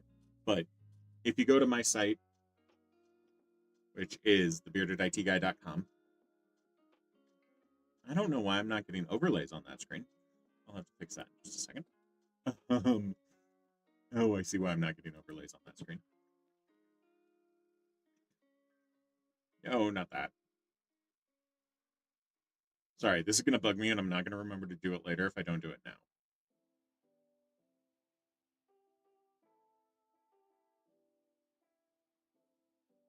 Here we go. Literally as it disappeared. But like I said, if you go to thebeardeditguy.com on tip links, you'll see bottleneck calculator. This, you just select what processor you have, what graphics card you have, and what screen resolution you're running. And it will actually tell you what is your bottleneck in your system. So like if I take my specs, move this over here so I can easily see them while I do this. So we are going to go with I am running in i5 12 600K, and then I'm running a 6700 XT. And I just play at 1080. Yeah, no major bottleneck detected. But at higher resolutions, I'll have a GPU bottleneck. Yeah, super easy to use, super quick way to see if you have a bottleneck on your system and see what you can do to solve it.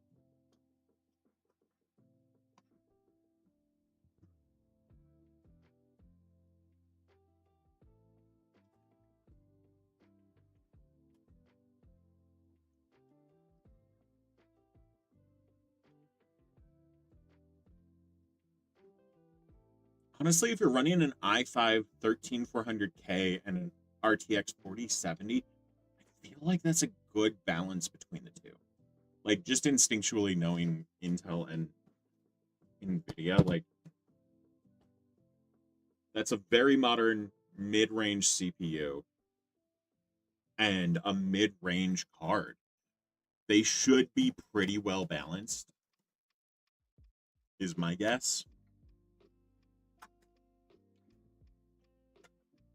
How can you know if something is a false positive or if it's actually a Trojan? Usually running it through multiple different scanners. The ones I use are like Malwarebytes and Bitdefender.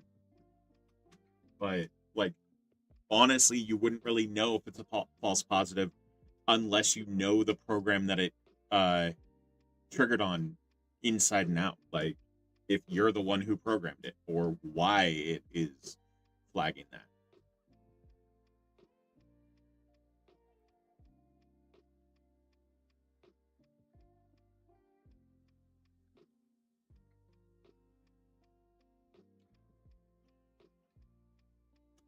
Someone said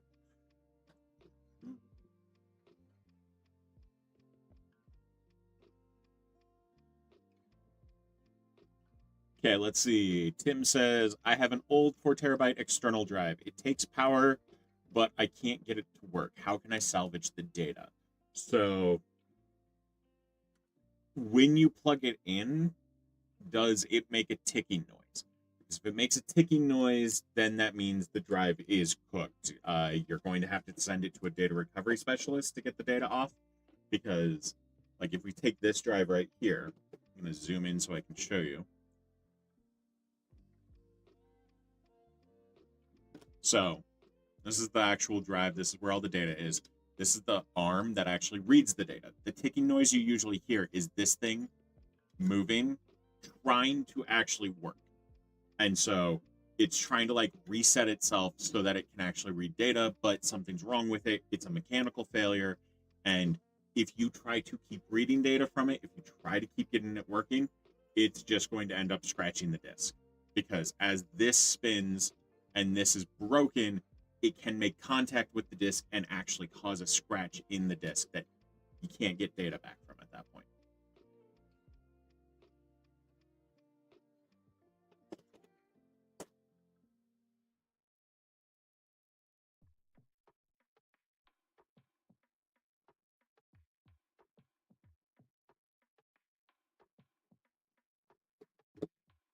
Someone asked, why do people say the 4090 is better than the 5070, even though the 5070 is a higher number?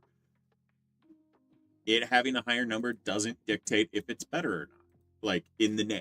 Like, that's just the generation and which, like, so in NVIDIA, you have the like 10, 20, 30, 40. That's the series number. So the first 2 digits are the series.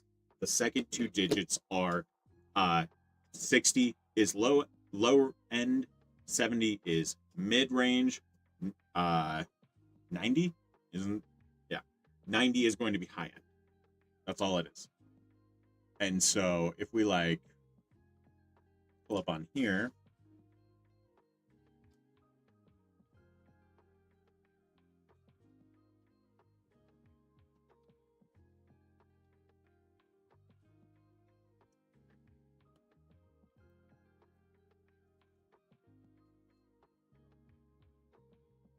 oh, come on. Just give me the actual card. Let me just look on here.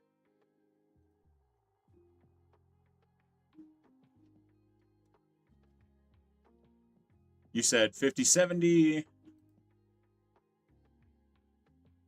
and compare it to 4090. Right? Yeah.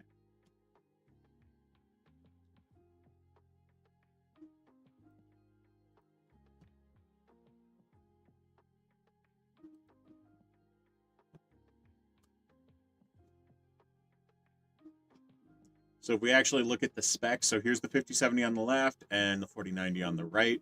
They have a very similar clock speed.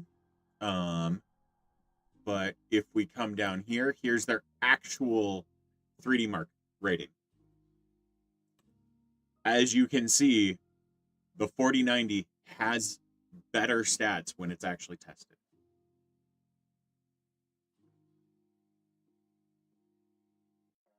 It even has more maximum memory. Let's see. I don't see any other stats that are drastically making these numbers different, but in testing, the 4090 is better. And that kind of makes sense because the 4090 is the high-end version compared to a mid-range version of the next gen.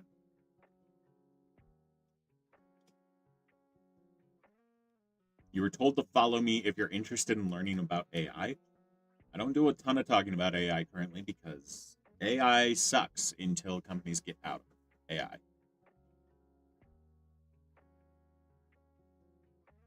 You think your TV blew out. It shows green LED but black screen. It sounds like your TV is toast.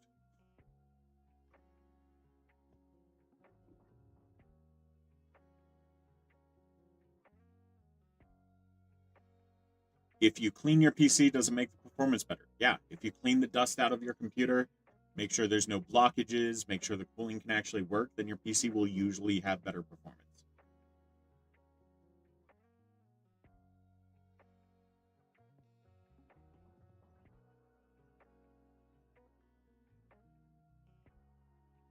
This is a VSD version. I have full knobs and buttons and everything like that. I'm gonna also put my Stream Decks on here at some point.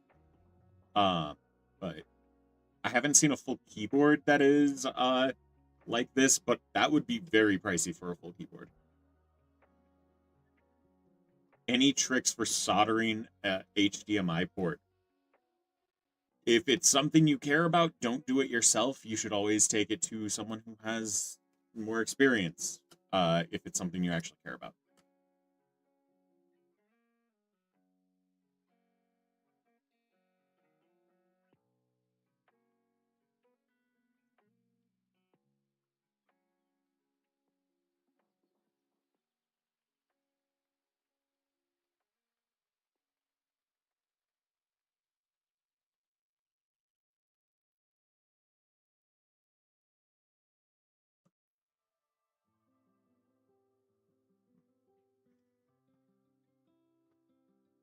HDMI or DisplayPort? I usually prefer DisplayPort over HDMI.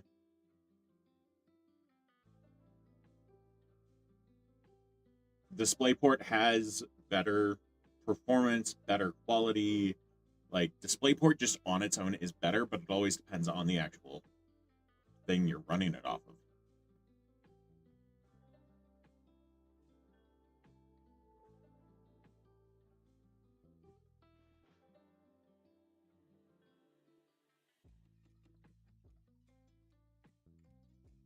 I mean, Thunderbolt does have some superiority in that. And USB 3.0, like Type C or 3. It might be 3.2 that has the DisplayPort capabilities, but it's still technically DisplayPort. It's just DisplayPort over USB. Who has the better tech, Apple or Samsung? Samsung. That's an easy one. Samsung phones usually have better tech and like better features than like a Apple phone from the same year.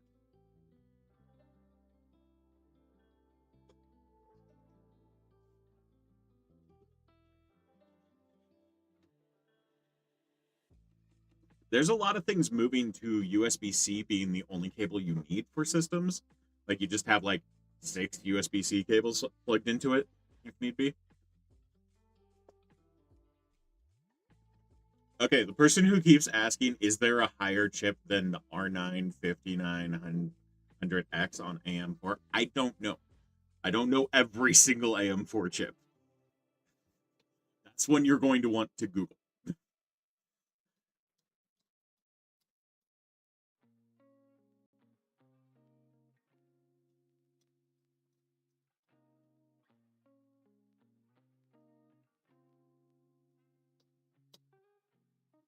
Honestly, yes, a wooden back scratcher is the best tech ever. I love this thing so much. Also, I just shaved my head today, and so my back feels very itchy, and so does my neck because there's little hairs that have gotten everywhere. Do I personally like the Flipper Zero?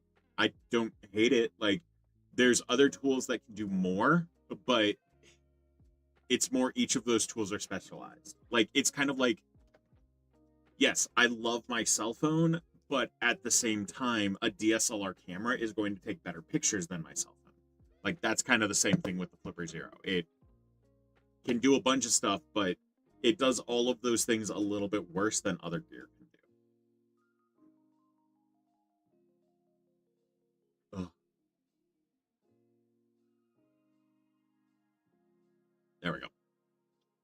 I love when a storm rolls in and makes so my ears pop.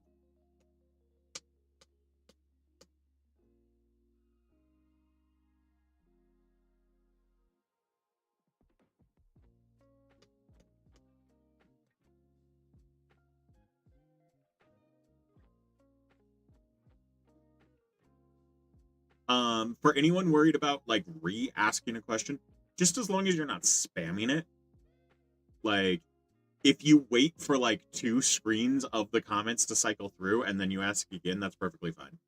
Because like at that point, I can't see your question either. Why is your Series X getting slow? For one thing, software issues. So over time, like Xboxes just have software issues where honestly, every once in a blue moon, like usually for me, I do it once every 1 to 2 years. I completely reformat my Xbox and treat it like it's brand new because some of the stuff, like as you delete games and install new games and things like that, it just gets bogged down with stuff. Um, and then the other thing is uh, Xboxes slow down because they get clogged with dust. You need to clean those things out.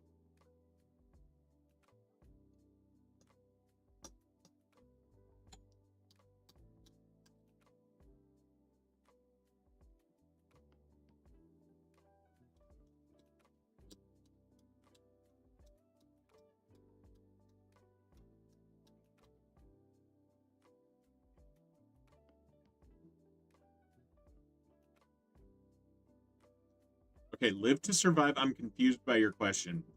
What do you mean?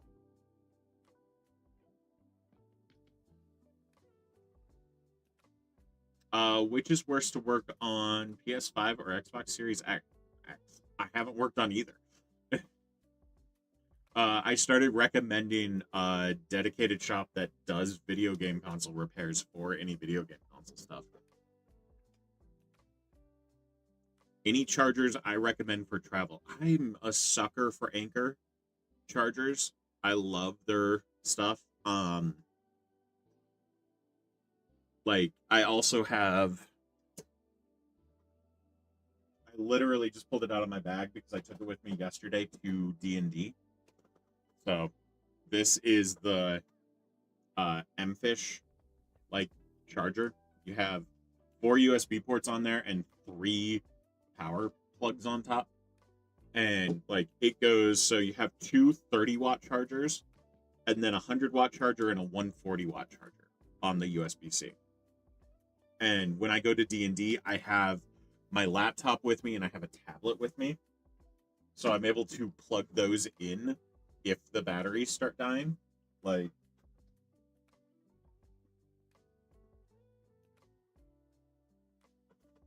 this is my MacBook and this is my Microsoft Surface tablet.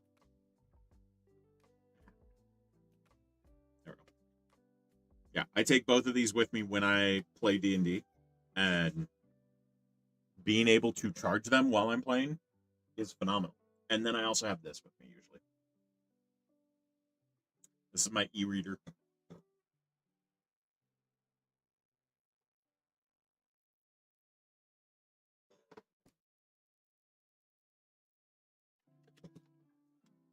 I need to plug it in. Hey, I actually have a cable port right here. I was going to take notes on stuff I need to do for the live stream after I'm done streaming.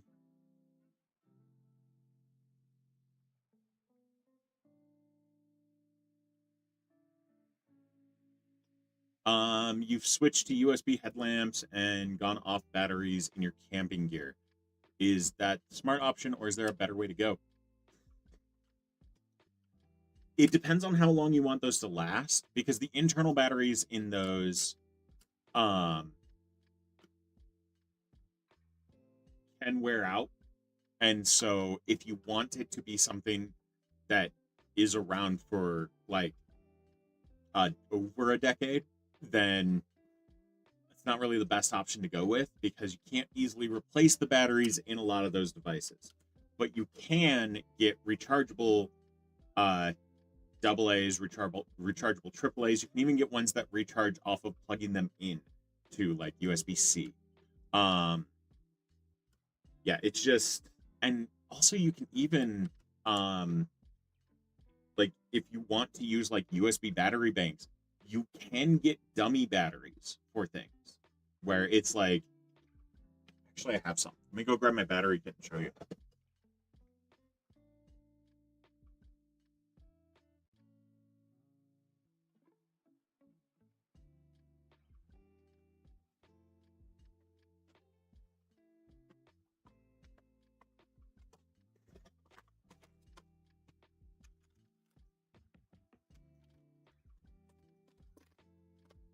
So these are dummy batteries right here. So only one of these is actually wired. The other two on this chain just like pass the electricity through them. Honestly,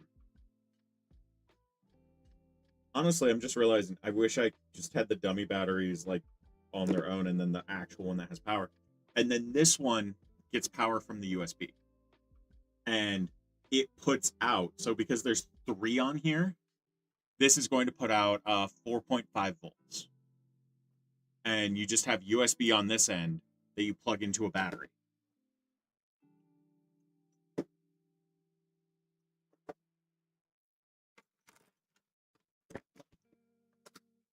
And to the person who just spammed the chat, goodbye for this entire live stream. Good luck next time. Maybe don't spam the chat.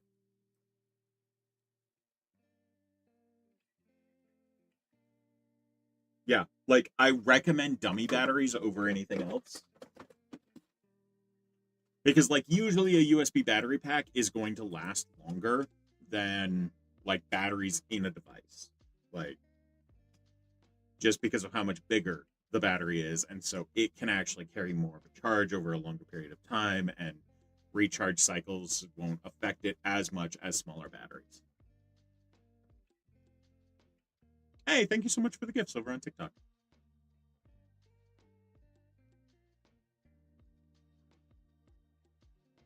I mean, heck, even like my DSLR camera, I had like one of the first things I bought for it was a dummy battery. So I could plug it in via USB and have it on a tripod when I'm filming stuff for like TikTok, YouTube, anything like that.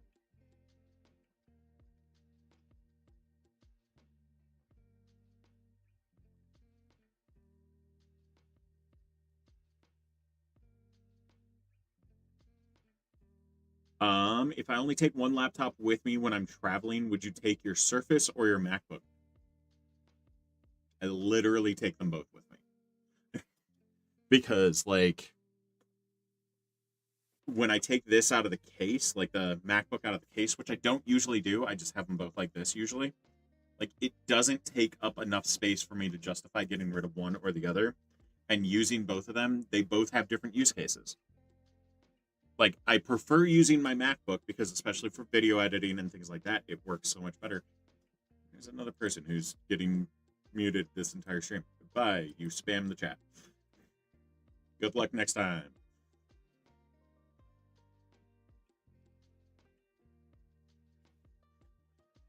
Like I prefer having both of my laptops, and I have multiple laptops. So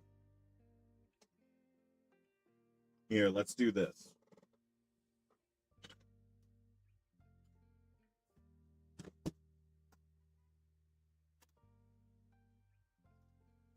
So here is my M1 MacBook. Here is my Microsoft Surface. Here is my ThinkPad. All similar form factors. Then you can see my laptop right here. Then I also have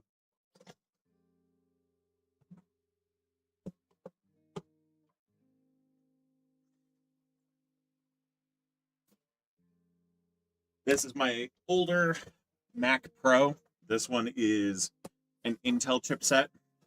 And then this is my Microsoft Surface laptop. This is one of the best computers to repair. This thing is a dream to repair.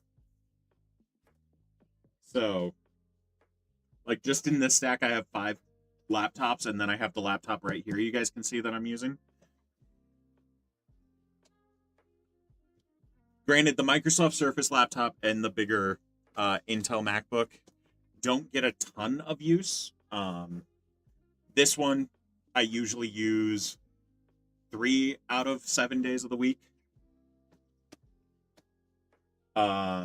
This one I use like 6 out of 7 days in the week. And this one gets used every single day. This one here also gets used every single day because this is what I do most of Bearded IT Guy stuff on. Like, it has all of my tabs for what I'm working on, and like when I'm doing live streams like this, I'm taking notes on this thing, and then I can use them in other stuff later on.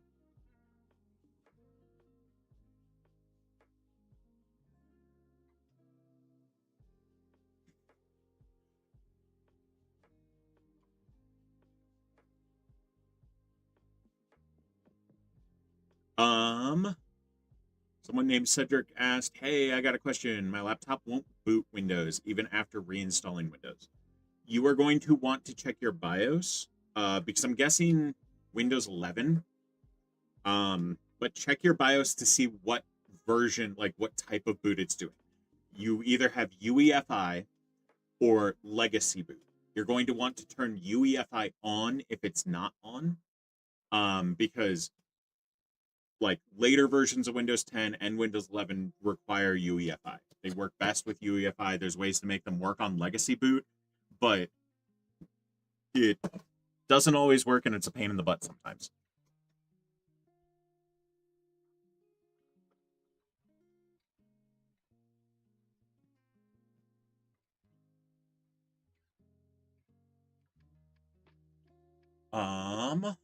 Let me actually put. Someone literally just asked where I get my stickers. So I have a bunch of stickers on here, and like half of them come from one specific place, and I'm going to put the link in my Beacons links.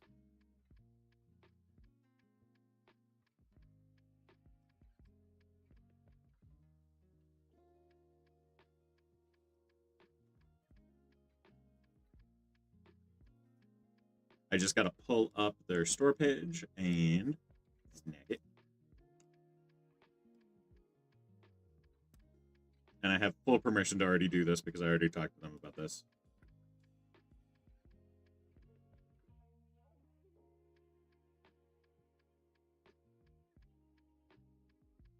Okay, right there. Oh, I need to grab an image off of their thing.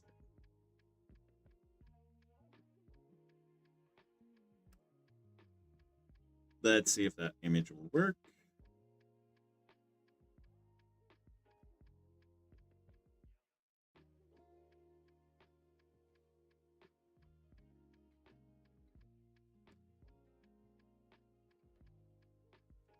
Perfect.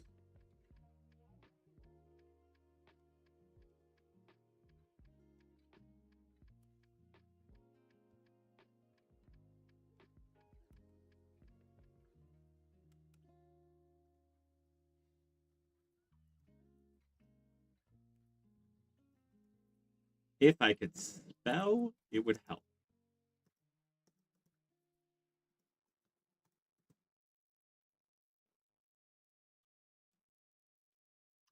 There we go. Okay, so now,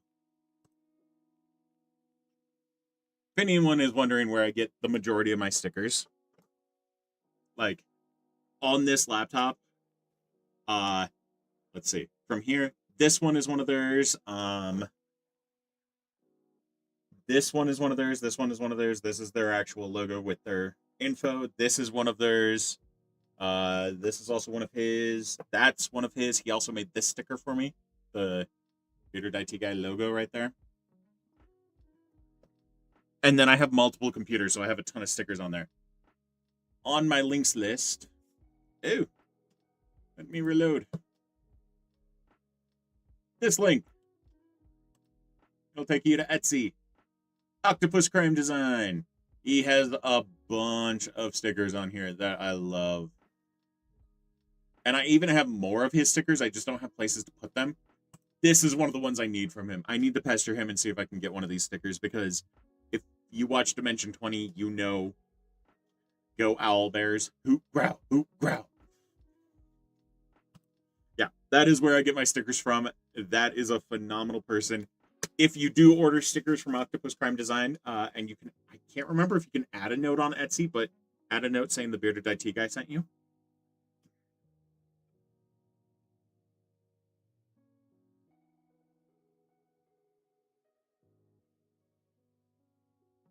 Yeah, they have a bunch of phenomenal stickers. Like one of my favorite ones. Where do I have it? Do I have it on here? Yes.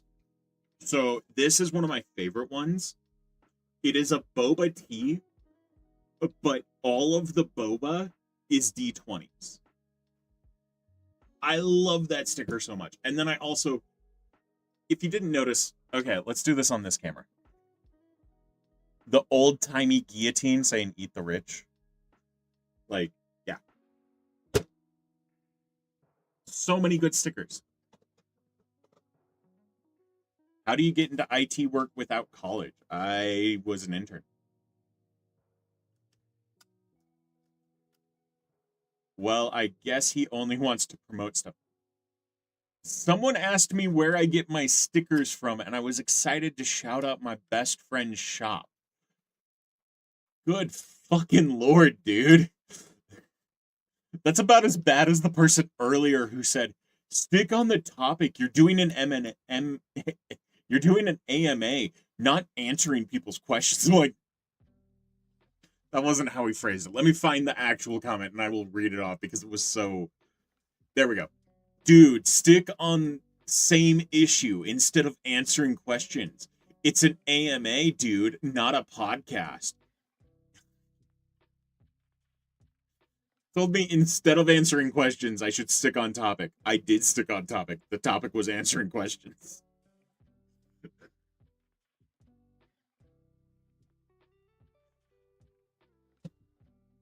Also, if you guys are over on TikTok and you don't know, the two other platforms I'm streaming on get question priority. Just FYI. Hence why those comments are on the screen. How to fix BIOS problems for Valorant. Secure boot violation. Probably you need to enable secure boot on your computer. Granted, when you enable secure boot, it will probably make it so you have to reinstall Windows. So make sure to back everything up, enable secure boot, and reinstall Windows.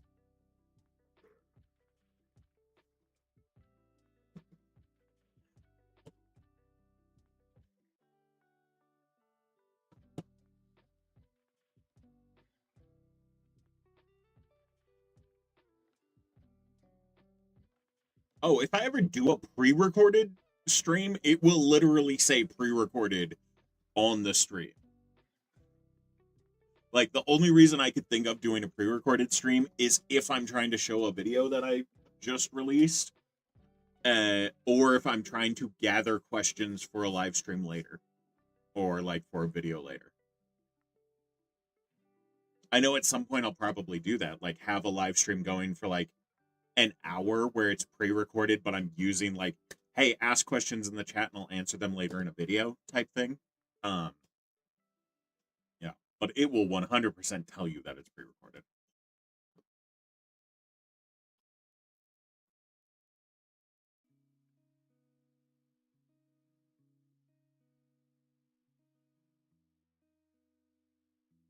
Someone asked if I would choose PlayStation or Xbox. Xbox, hands down, every single time. Even though like the new CEO of Xbox is really into AI in horrible ways, I still prefer Xbox over PlayStation.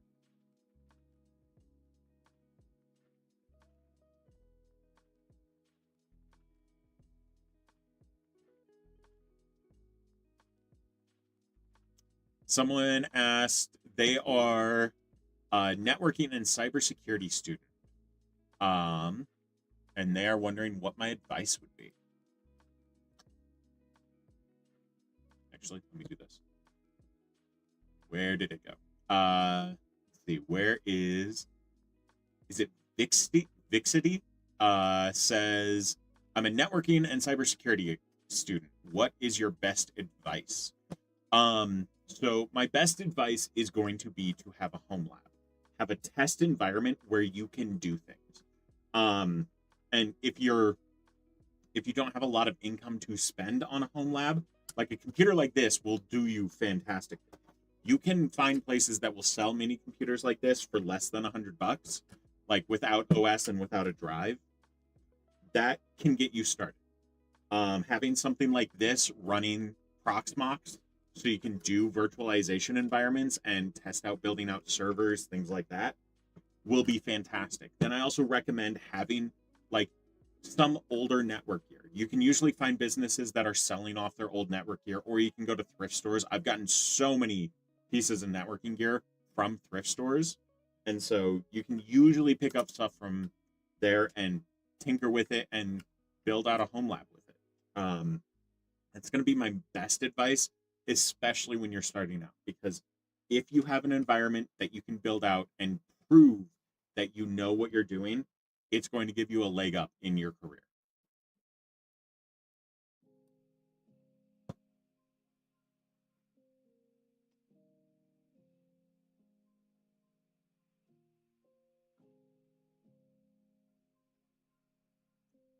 You enabled secure boot and saved the boot settings and you're still getting a violation. That's because you enabled secure boot, but you're not using secure boot. Because to actually use secure boot, your OS has to be set up with secure boot enabled. And then it creates the key that makes it linked to your actual system.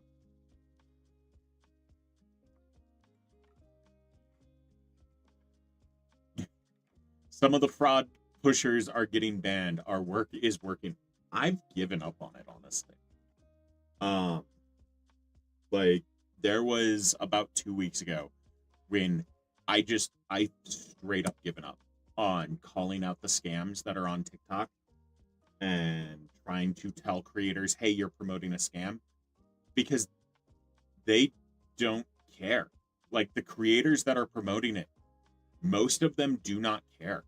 They care about the money they make. And then like the creators that realize it's a scam don't care that they made money off of a scam. They care that they had a video promoting a scam, but like they're still like, oh yeah, I earned this money from it and I'm really glad I earned that money. And so it's not going to get better. Like, because I don't blame TikTok, but TikTok created the environment to make it so these scams are easier to get out there. Because honestly, let's see.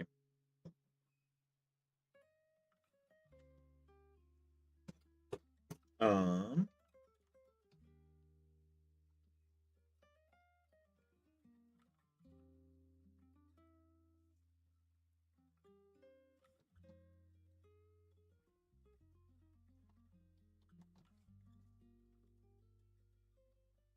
yeah, this is one of the most common scam drives on TikTok. It's on Amazon. It has good reviews on Amazon because people don't realize they've gotten scammed. And you can see a bunch of them on here. Even like looking at these ones, this one makes me think it's a scam. This one like is the hardware for most of the scam drives. This one you've seen on TikTok. This is another brand that's been on TikTok. Move Speed, I called out because one of their new devices doesn't do what it claims. Here's another one that is commonly on TikTok as a scam. Like these are on the other sites.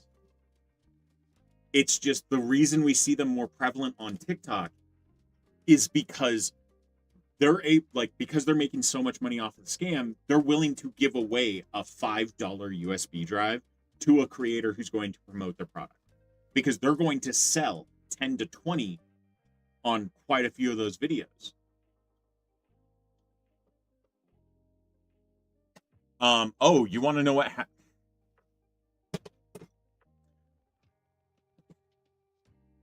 let me find my mouse and hit the record button.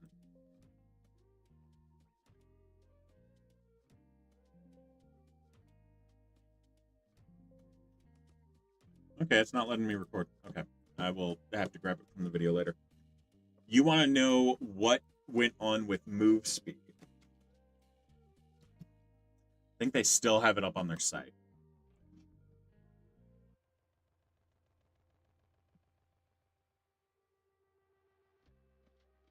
Oh, I'll go over to data storage.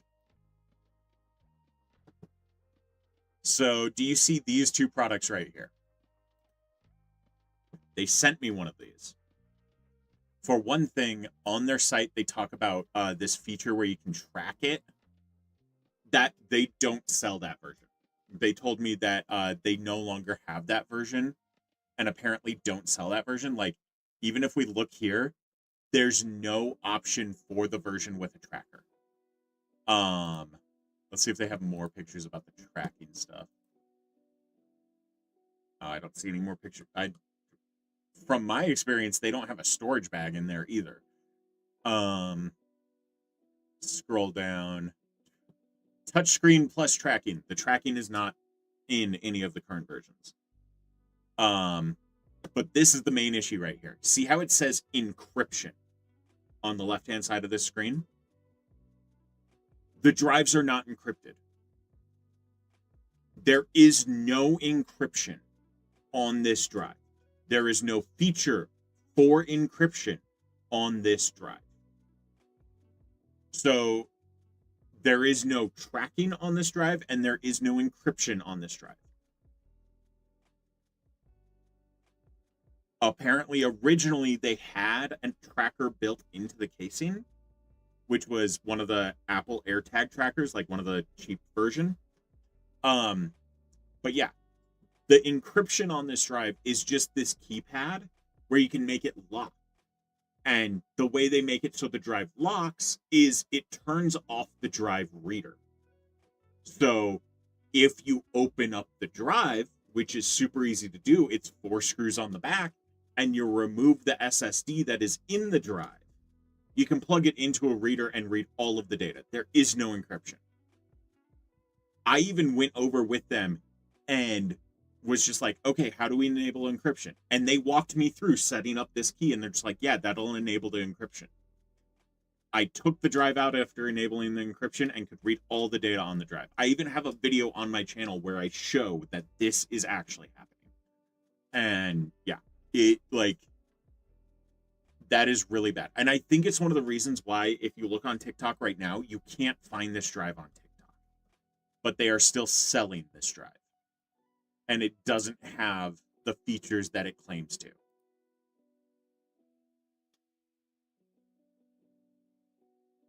I wish they had like a 3D view of it. But yeah, no, like this was one, they reached out to me and they wanted me to do promotion for their drive. And I'm like, you guys realize that this drive doesn't have the things you're claiming, right? And like when I was working with them, I said, oh, I would love to do a video about this drive because a drive that has encryption and a tracker, that'd be phenomenal. I'll even, like, I went over with them and I'm like, yeah, I would love to show off the tracking feature and do a video where I track down my drive. I have my cousin steal my drive and I track it down. And they're just like, oh, that sounds fantastic. Then they sent me the drive and it had no tracking feature. I'm like, guys, we talked about this. I was going to do a video where I track down the drive. How do I do that without the tracking feature? And they're just like, oh yeah, we just don't, the version we have now just doesn't have the tracker and we're not planning on doing the tracker anymore. Why is it still promoted on your website with the tracker? Why is it promoted on your website with encryption when it has no encryption capabilities? Yeah.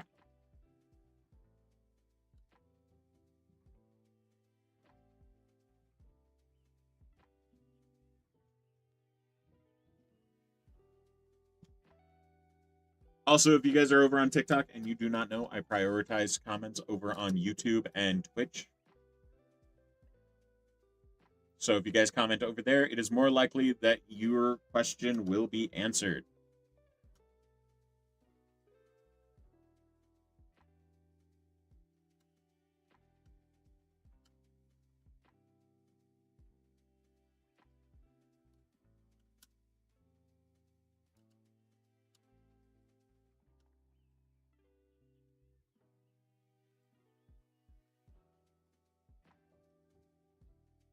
when will RAM become cheaper? So right now we might be in the cheapest we will see for a while. Because we've gotten a little bit of relief from the spike from AI. Because the AI bubble is bursting, in my opinion. Just companies are trying to hold it together. They see the bubble and it's in their hand and they're going like this to try to shield it as it's popping. So we've seen prices coming down a little bit, but we're literally about to see gas prices skyrocket. Literally tomorrow, we're going to see gas prices skyrocket. And that, like, that's going to cause prices of everything to go up, including RAM. But the other issue with computer parts is quite a few of the things needed to manufacture computer parts are going to be harder to get for companies and going to cost more for companies. So that's going to cause the prices to go up as well, because a lot of shipping containers and tankers are not going to be able to go through the Strait of Hormuz. And so that's going to cause those prices to go up. Yeah. Brief overview of my head shaving routine. So I use an electric trimmer to get it down to as short as possible. And then I try to use a 2-blade razor. Sometimes hard to find. I honestly like the Dollar Shave Club razors, because I can get my razors and I can get a shampoo that I really like for my beard. They have a really nice cracked black pepper shampoo that is fantastic, especially in the early morning to wake yourself up. But like, I use a 2-blade razor after to get it really nice and smooth. Right now it's not that smooth. I kind of rushed it. But yeah. Oh my gosh, someone called me gay. Yes, I prefer non-binary people. That makes me gay.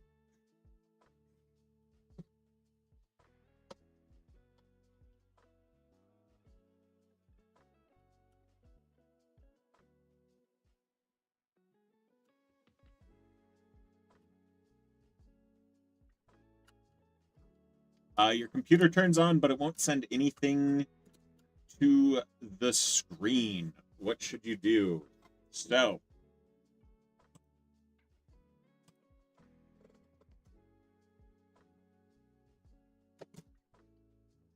what?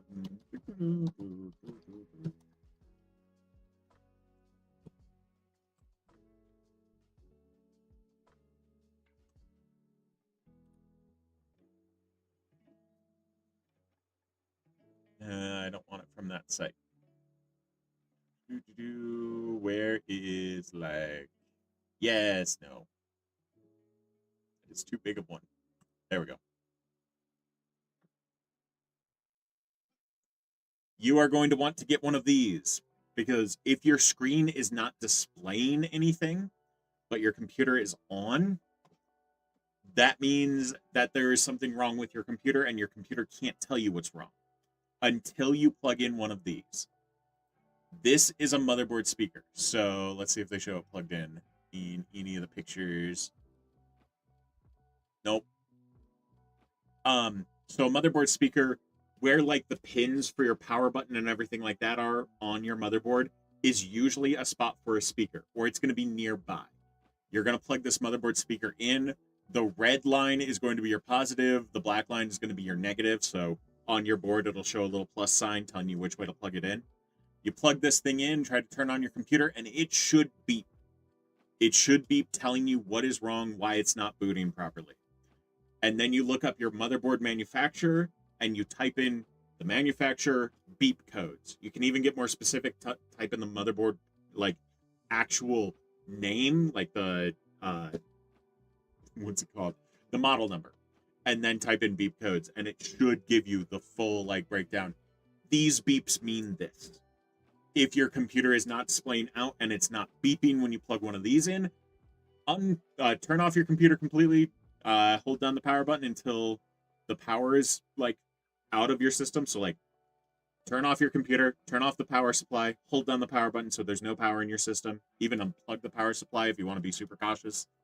Then disconnect all your RAM sticks. Remove all of the RAM from your computer, plug in the power, try turning it on, see if it beeps. If the speaker does not beep at that point, then your motherboard most likely needs to be replaced. Your motherboard most likely has an issue at that point if it's not beeping with no RAM in it. But if it does beep, it's going to tell you a RAM issue, and then you're going to turn off your computer, put the RAM back in. That's probably going to solve your issue.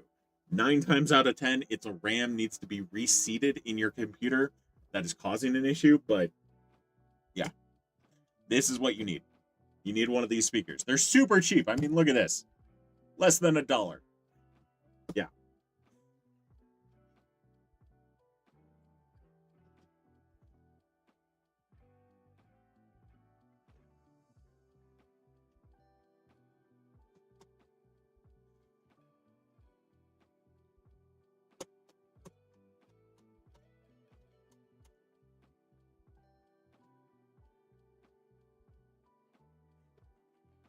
I haven't muted you.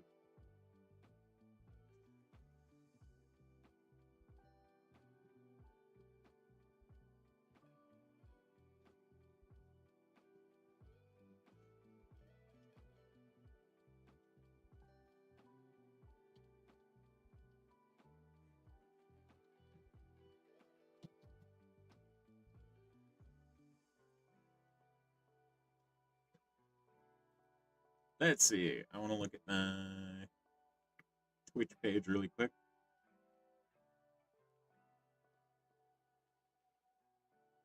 Why is it not loading properly?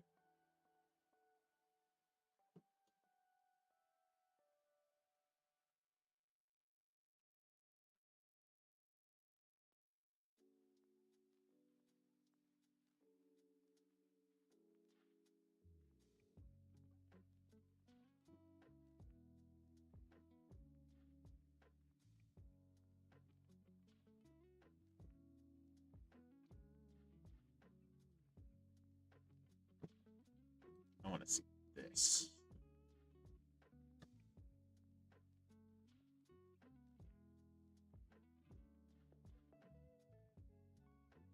Okay. I still have a little bit of time left on my schedule.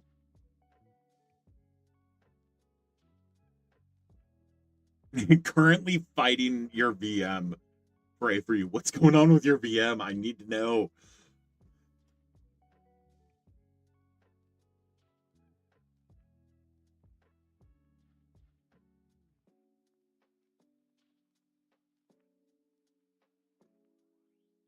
Do I do 3D printers? Sometimes. I want to get a new 3D printer, hence why on my wish list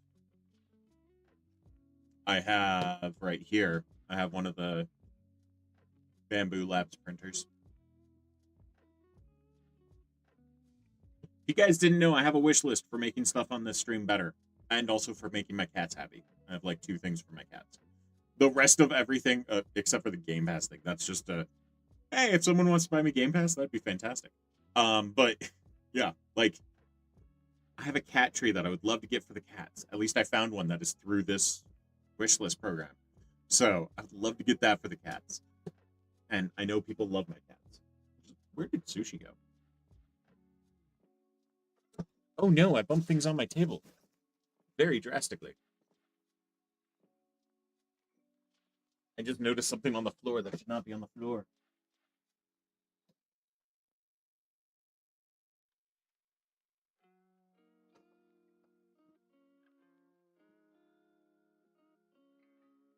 Oh, you changed out graphics cards in your VM. Did not like that. Did I learn what I know by doing certifications online? No, I didn't do certifications. I know the stuff in certifications, but I did not do any certifications.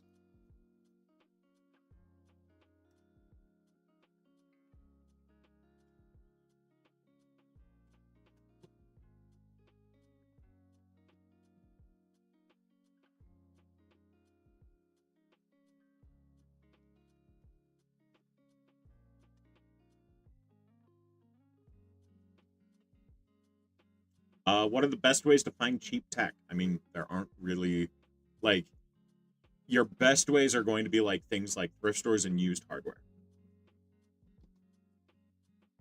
I go to thrift stores a lot to see what random hardware is there.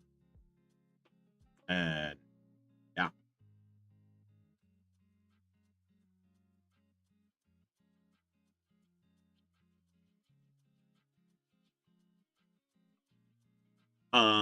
You're moving soon and you're bringing your gaming PC with you.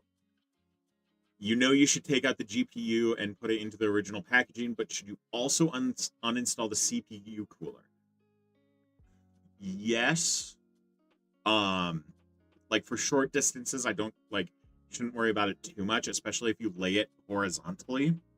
Um, because most of the issue when you have it vertically, the CPU cooler is going to be sticking off your board like that.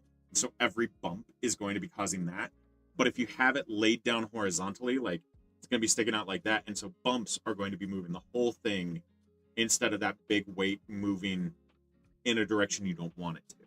Like if the heatsink is moving like this, that's not so bad. There's screws holding it down that way. But if it's like this and it's free floating, then it can cause damage. You can also get like what a lot of companies do to package those things. I can't remember what it's called, but like it's a two-part foam that comes in like a thing for packaging in computers, and it just has like two capsules in there. You break the two capsules, shove it into your computer, and start working it, and then put the side panel on, and the foam will expand to fill up the space to hold everything in place. I don't recommend doing that with your GPU in there. I still recommend taking your GPU out just because there's so many nightmares that can do. And like honestly, taking your CPU cooler out would be the better option. But if you don't want to go that route, you can also get the like foam pack things that will expand. Let's see if I can find what the name of them is. There's a specific name for them.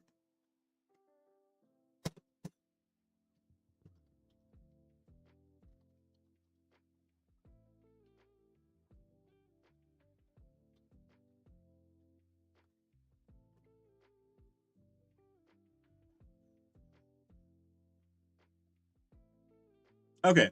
Apparently like Instapack is the most common one that people see.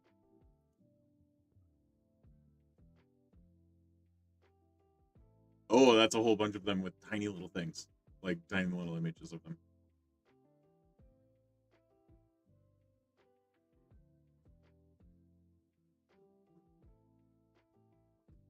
Oh my gosh. I'm sorry you're having latency, but you're also going to have issues with this stream because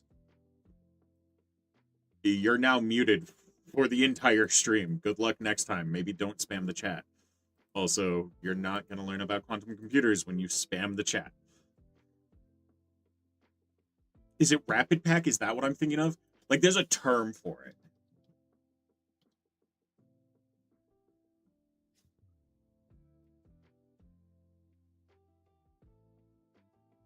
No, it doesn't look like Rapid Pack, but like Instapack, I think is the one that I'm seeing here. I'm seeing some from Walmart. Let's see. And they're not that expensive. For a 4-pack, it's like $20. That's not that expensive. Yeah, so these things. So you like squish it and then you shake it so that it all mixes together, and then you shove it in your computer case and put the side panel on. Let's see if this video actually shows it. Because these things are so cool. I love these things.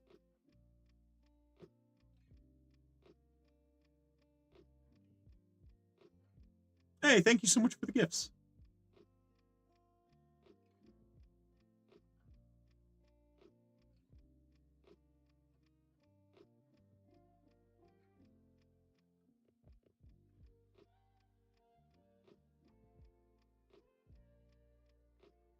Yeah, so that stuff is so cool. I love that packaging so much.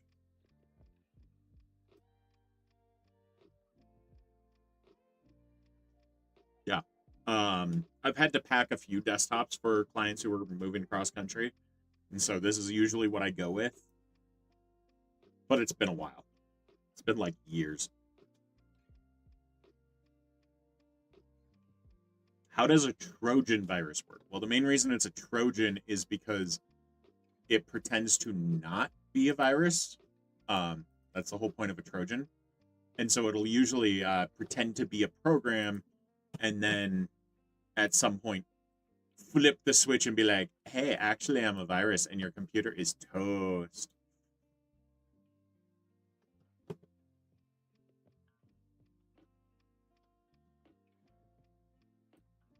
I need to send that picture.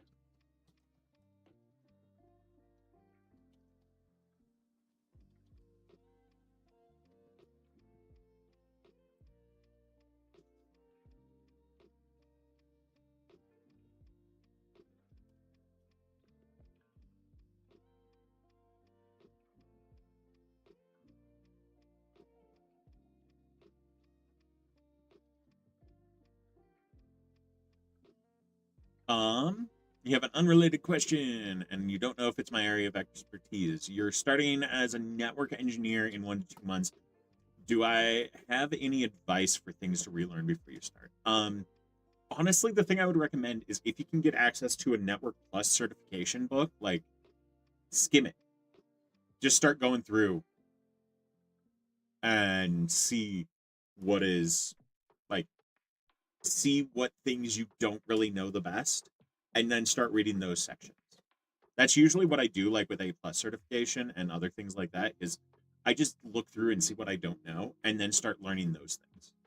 And usually a certification manual is going to be a good place to start for stuff like that.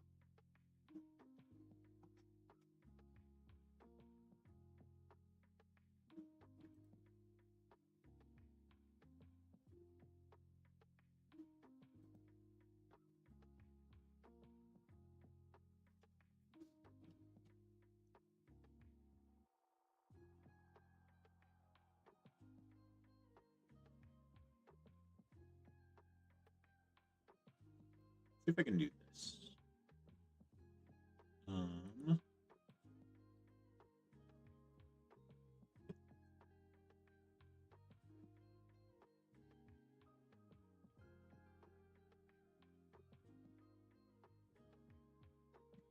Someone just pointed out how hard it is to read chat on TikTok, so I'm gonna fix that.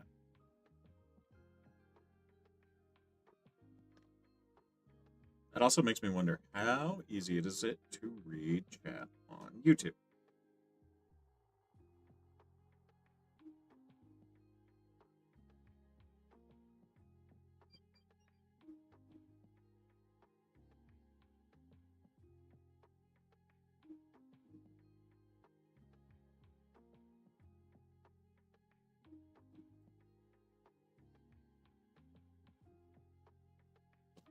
Okay, I think I know what I'm gonna do. I'm going to come over here, do this.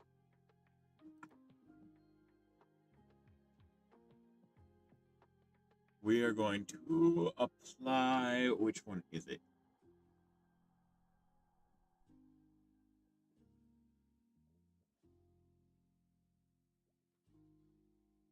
Oh, that made it so much worse. Sorry, everyone. Probably blinding.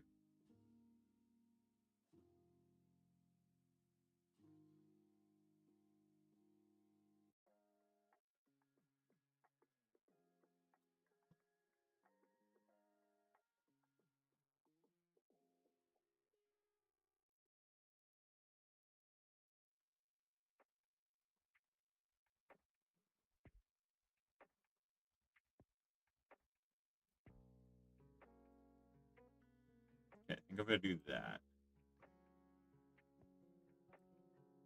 What if I do that? Is that easier to read?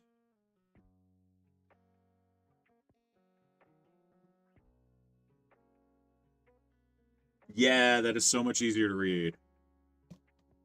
Hey man, you reading this? Yes.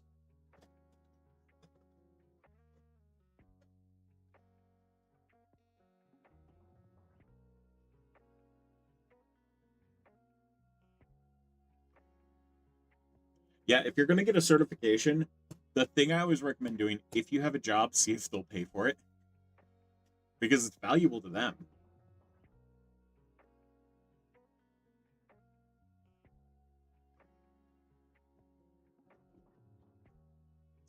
You stream on Twitch and you keep getting your settings deleted.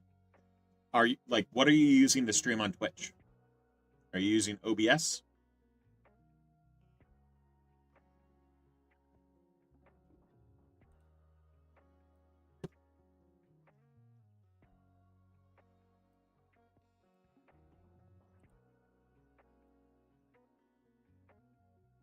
Ah, that's the one.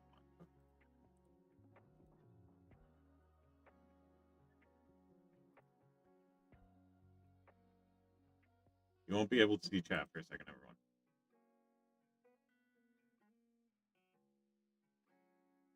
There we go. I like how that looks. You guys should be able to read chat easily now. Let me know.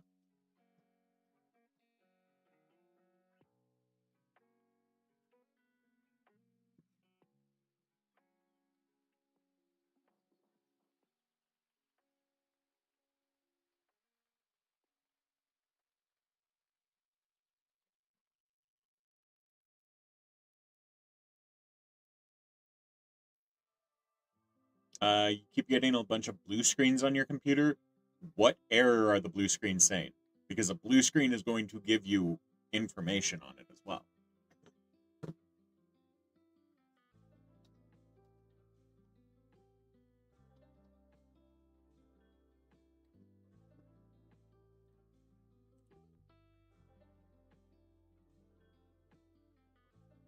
So, on a computer,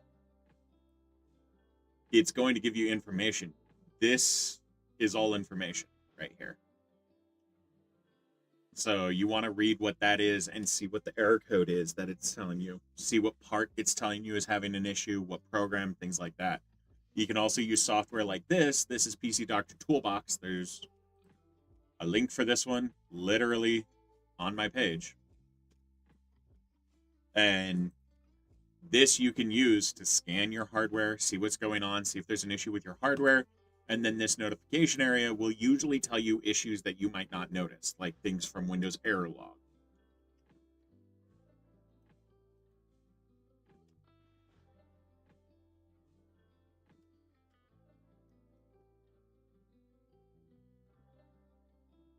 So look at what the error message is that you are getting and what it's telling you, and also use things like PC Doctor to try to find out more info. That is the start to a repair journey if your computer is not working properly.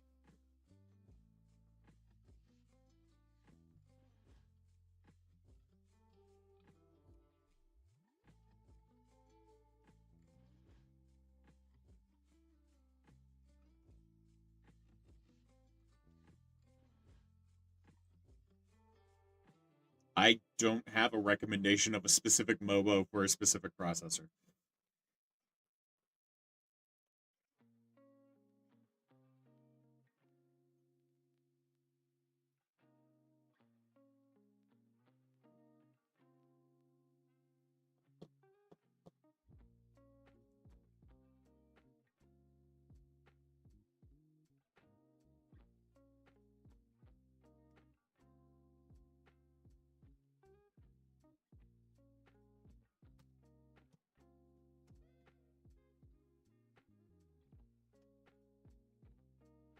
You've looked into most of the stop codes and worked with them, but you still get errors. That's why I mentioned PC Doctor Toolbox.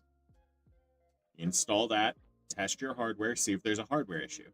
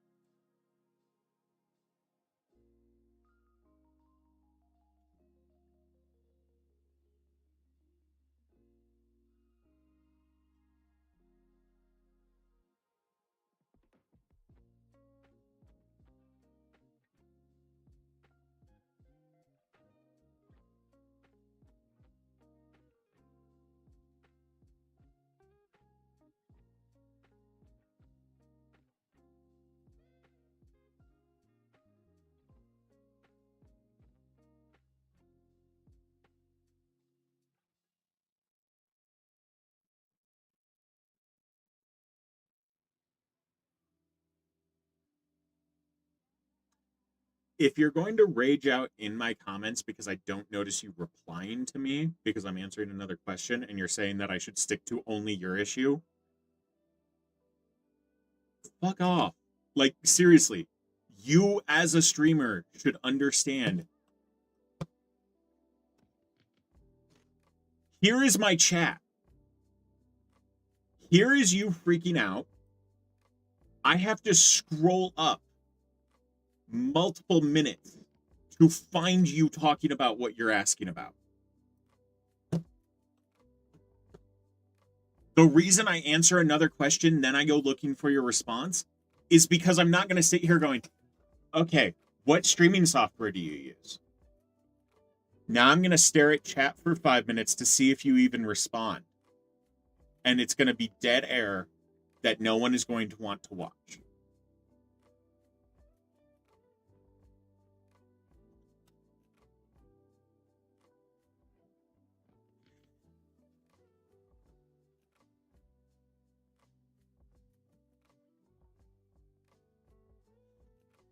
Also, this is why you see on the screen this constantly popping up saying, hey, if you want your questions answered, I recommend going to these platforms.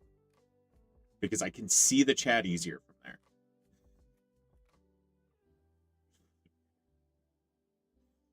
Ugh. Some people are going to drive me nuts. I know I'm already stressed and frustrated at people lately because of the comments on two of my TikTok videos where people are just being ignorant. Yeah, no, like here, let me put it this way. I'm not going to prioritize TikTok chat, and I'm not going to just sit there and stare at TikTok chat waiting when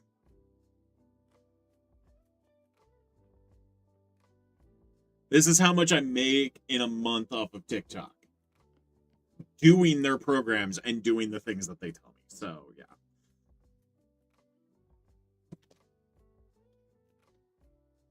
Hey, Mark.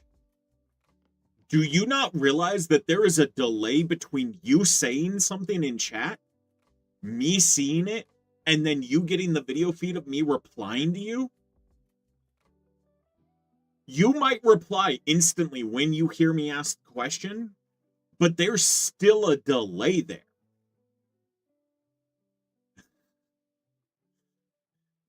You're not in the room with me, so you're not hearing my words being spoken at the time that they are.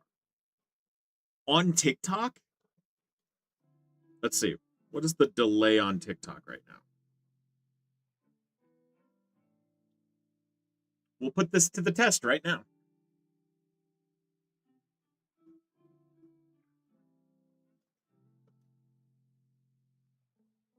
Okay, I'm going to raise my hand and then I'm going to count the seconds of delay. 1, 2, 3, 4, 5-second delay. So if you hear me ask a question, that is 5 seconds for it to get to you, minimum.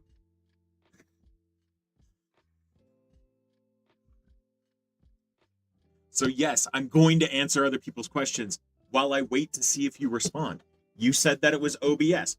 I recommend uninstalling OBS and reinstalling it. And then you can also use OBS backup.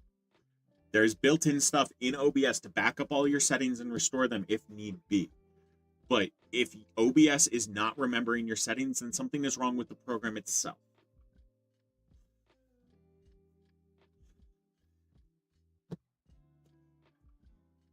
Especially after having a week of... Let's see how many comments are on those videos.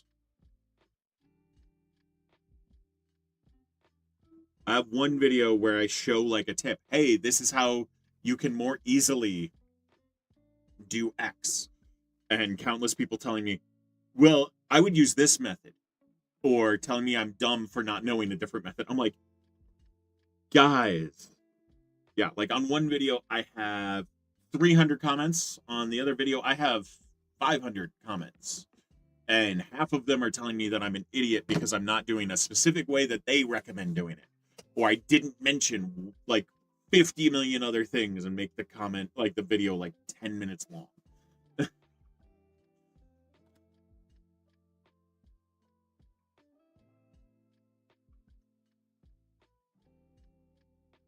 Oh yeah, like the fact that I can stream and people can see my reaction that quickly. No, the one that still marvels me is I back when I was a streamer, I was a streamer on Mixer.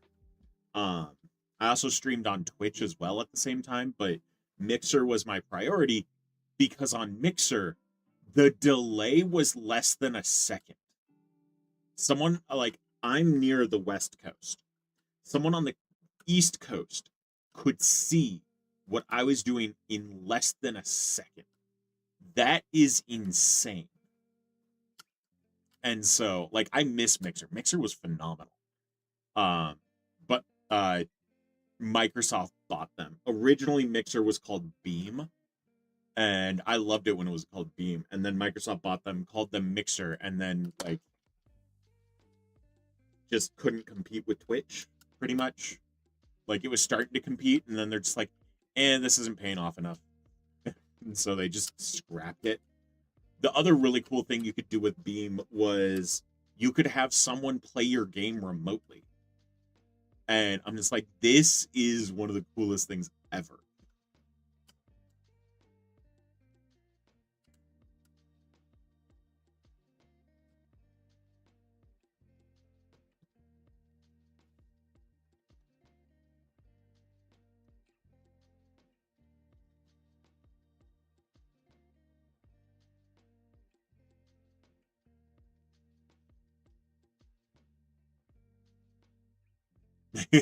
I just noticed Maddie's comment. OBS is open source. It has bugs. Yes. Do I use a KVM switch? No, I don't. What I normally use.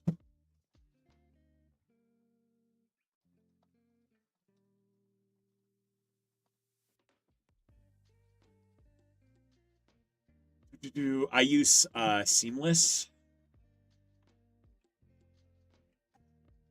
This is what I normally use. Oh, it's called Synergy now. So I can use the same mouse and keyboard on multiple computers. I'm not currently using that. I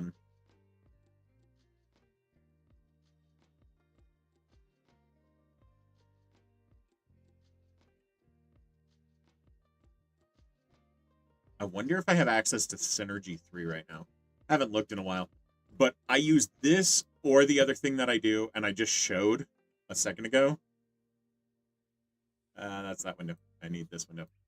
I use Chrome Remote Desktop. This is my streaming computer right here. Like, I'm remoted into my streaming computer from my gaming computer so that I can control it. And I have a screen in front of me that is my streaming computer. So it feels like I just have the mouse directly in. Chrome Remote is pretty phenomenal. Like, I used to use KVM switches a lot more. But nah.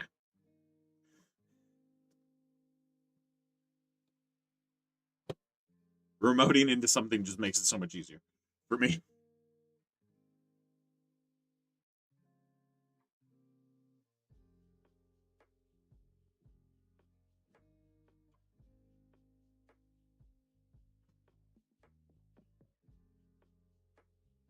You bought one of those GBA flash cartridges, Game Boy Advance cartridges, like the ones that, like, what should it do?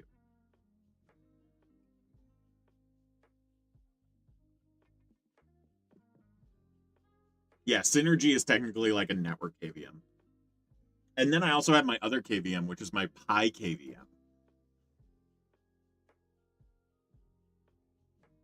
Granted, honestly, the Pi KVM should just be called a Pi Rat.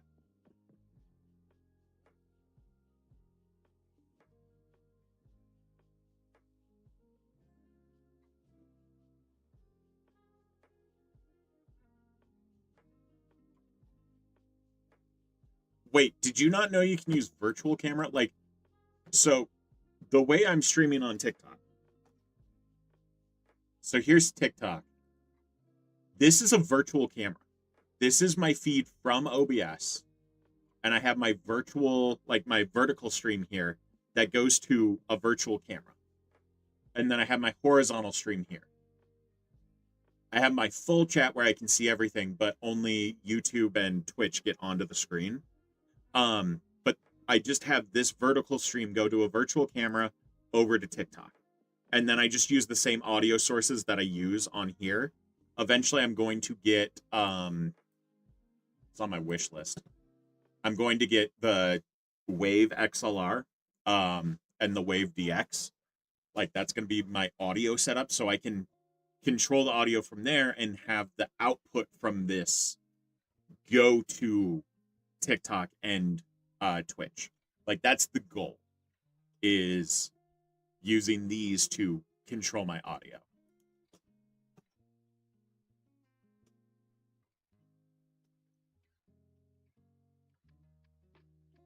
What breaks first when a system suddenly goes from 1,000 users to 10 million? Network. Network is the first thing to go in that situation. And that is pretty much a DDoS attack. Oh yeah, I like USB better than XLR. And I want to say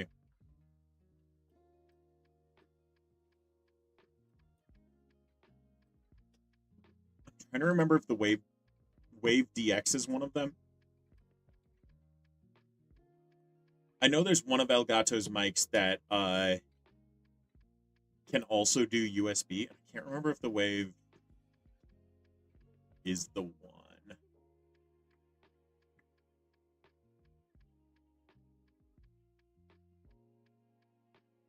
No, the Wave is just XLR. Is it their other one?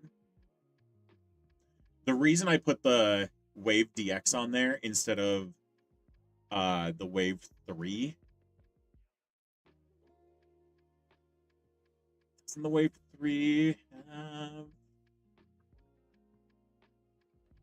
No, the Wave 3 is just USB. I want XLR, but there are some mics that have XLR and also have USB Type-C. That's what I would prefer. But yeah, I would prefer both, but if I can only have one, I would prefer XLR, especially for this setup.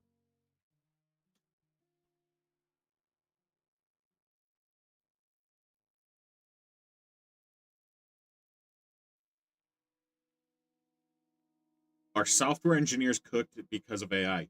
Yes, but not in the way you think. Software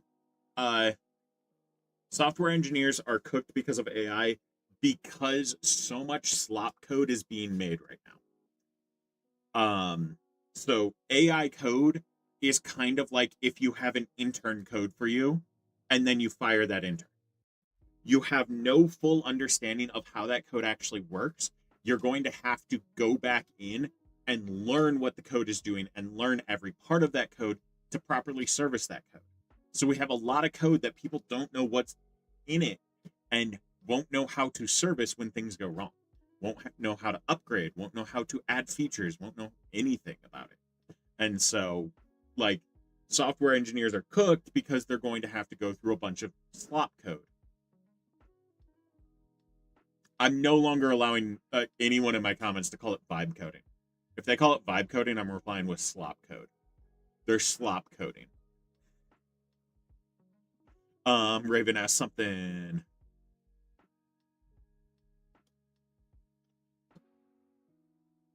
Oh my gosh, Raven. Yes, I want to do that at some point. I want to sit down and like build out a like have someone build out like an entire link list for me of like computers I should react to. Computers I should break down like what I would fix about them and things like that. I want to do that type of thing at some point, but I want to be surprised with what I see.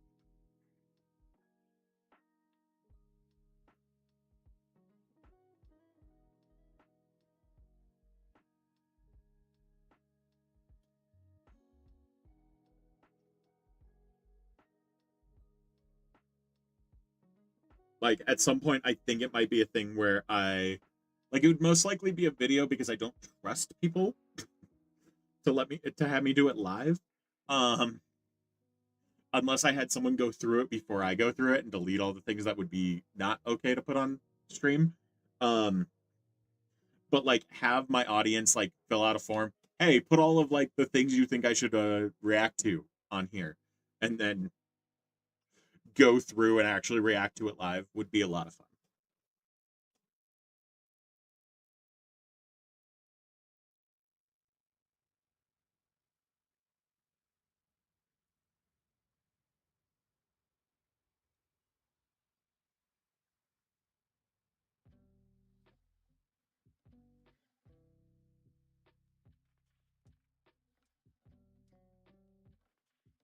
Do I recommend replacing Hall Effect in Xbox One controller? I don't know what you mean.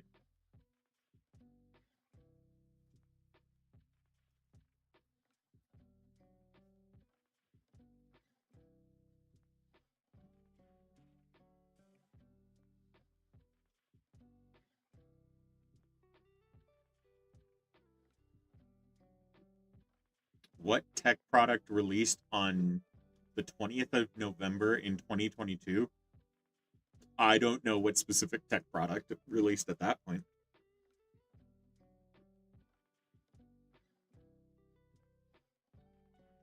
Do I know about servers in HomeLab? Yes. I mean, heck, I have this computer here because I show it off as a recommendation for what to use for HomeLab server, like to get started.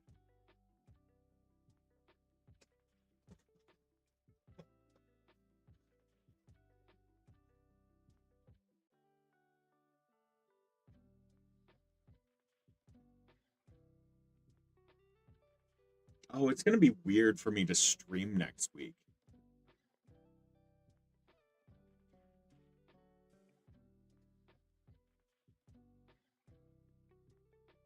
Yeah, it's gonna be next week.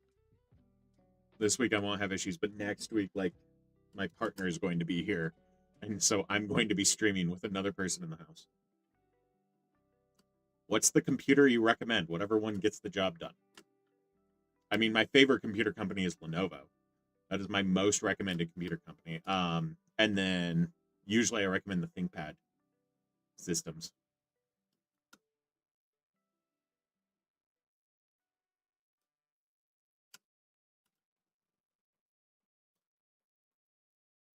Your PC is acting really slow. What can you do to figure out what's causing it? This.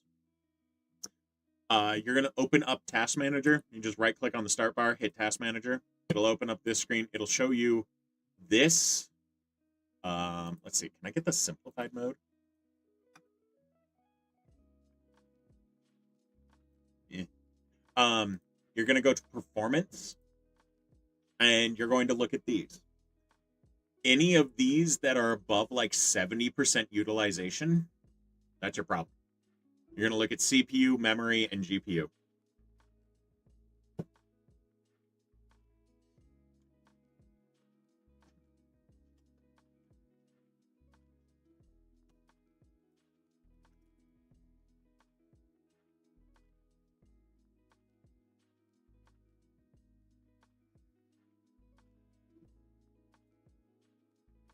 Have you heard about the concept of computer plateau?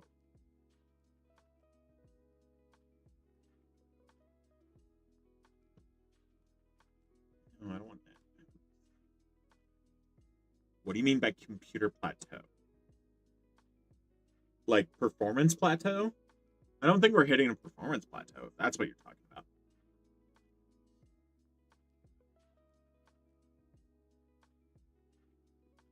If you're starting home labbing and you want to know what computer I would recommend, something like this. This is a HP Mini Elite system. Usually you can get these for fairly cheap because businesses will buy a bunch of these for their office desks and then just sell them off when they upgrade. And so you can usually get a decent computer. This is very lightweight, very easy to use, very upgradable. It has two M.2 slots. It has it has swappable RAM. It has expansion ports. It even has Wi-Fi capabilities. You have a Wi-Fi card in there. These are very nice for getting started in home labbing because you can install something like Proxmox on here and virtualize your systems onto there, and it just like they're decent little workhorses. I don't recommend HP usually, but like their Elite series is pretty decent desktops. I also recommend Lenovo and Dell for small form factor ones like this. Lenovo has ThinkCenter computers that are phenomenal, that are tiny. Dell has their own version. I have two Dell ones out in my shop out there running stuff. So, yeah.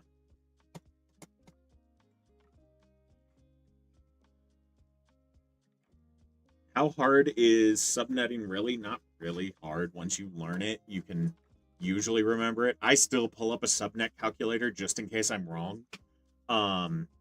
But yeah. And does it really always DNS? Not always, but usually it's DNS.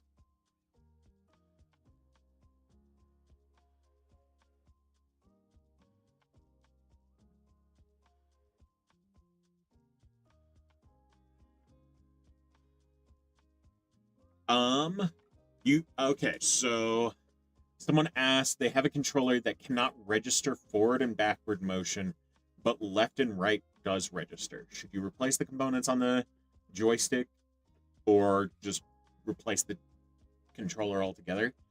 Honestly, that shouldn't be too hard of a fix. Like, it's a soldering job. You're going to have to replace the joystick on the controller because what's going on there? You can't really see it on this controller. So, let's see, what can I approximate what's going on in there? So,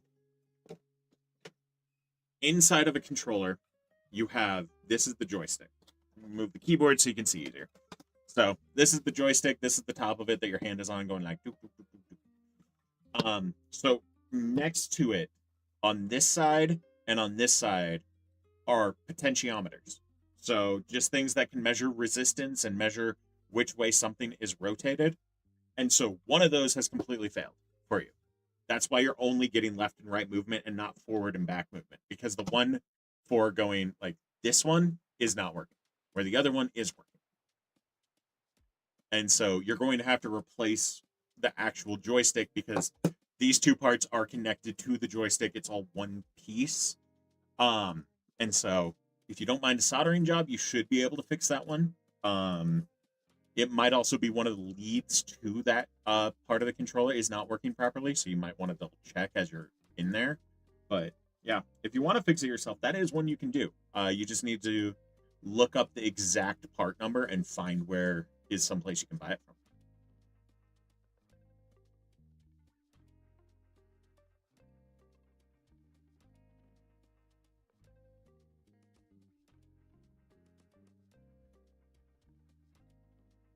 Your iFixit screwdriver does this when you're using it. Where it comes apart like that. Yeah, you just need to put some Loctite on there. Like after a while, it does get loose. Especially if you're having to work with like really annoying screws and really torquing it down. Yeah. As you can see with mine coming apart into two pieces.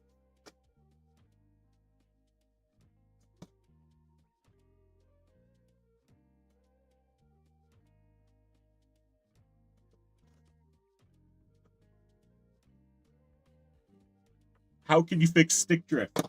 So this is an easy one. So you're going to get to a point where you can actually see inside the controller. This is an easy one to do it with, and this one doesn't actually have stick drift because of how they, like what type of thumbsticks they use. Yeah. But you're going to get to a point where you can take this off. You want to be able to take the actual thumbstick part off to just see the actual part underneath. And then imagine this is like the straw from canned air. You're going to stick it in there and blow it that direction, trying to get it in like as close to the stick as possible inside like the mechanism that moves around. And you're going to start wiggling your thumbstick around as you're blowing air in there like this. Then you're going to move it to this direction and try to blow the air in there. And when you look in there, you should see the two plates I was talking about a second ago. So like this is the thumbstick. There's going to be a plate on one side and there's going to be a plate on the bottom side. Your goal is going to be to blow the air along that plate and trying to get it in there, because it's usually like just growtiness and dust getting into that component. And so you're going to do it this way, you're going to do it this way, you're going to do it this way, and you're going to do it that way as you're wiggling the thumbstick around. That is the best thing that you can do at home. If you don't have access to like a game store you can take it to have them fix it for you. Because there's a lot of game stores, like game stores that you can take, that you can buy used games from and used consoles from. Usually they have like the ability to fix stick drift in their shops. And I don't mean like GameStop. I mean like an independent game store, because GameStop, they ship their stuff off to get fixed other places. They don't fix in-house. Most independent local game stores fix in-house if they fix stuff. Yours has the spinny bit come off? I've never had an iFixit screwdriver where the spinny part on the top comes off. I've never, I can't figure out how they have that attached on there, because I've never had one come off. What low-end headphones do I get? What is the name? I like their company. They're on TikTok.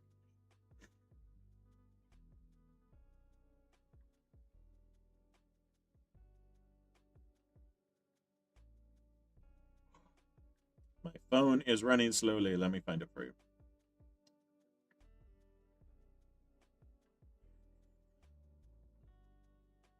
So I want to say I started getting messages from them, but it might be in here. Yeah, JLab. That's the company I like.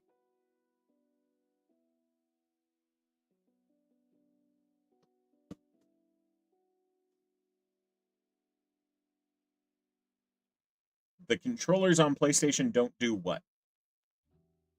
Remove the faceplate? Most controllers don't remove the faceplate. You're going to have to dismantle it to get to the circuit board on most controllers.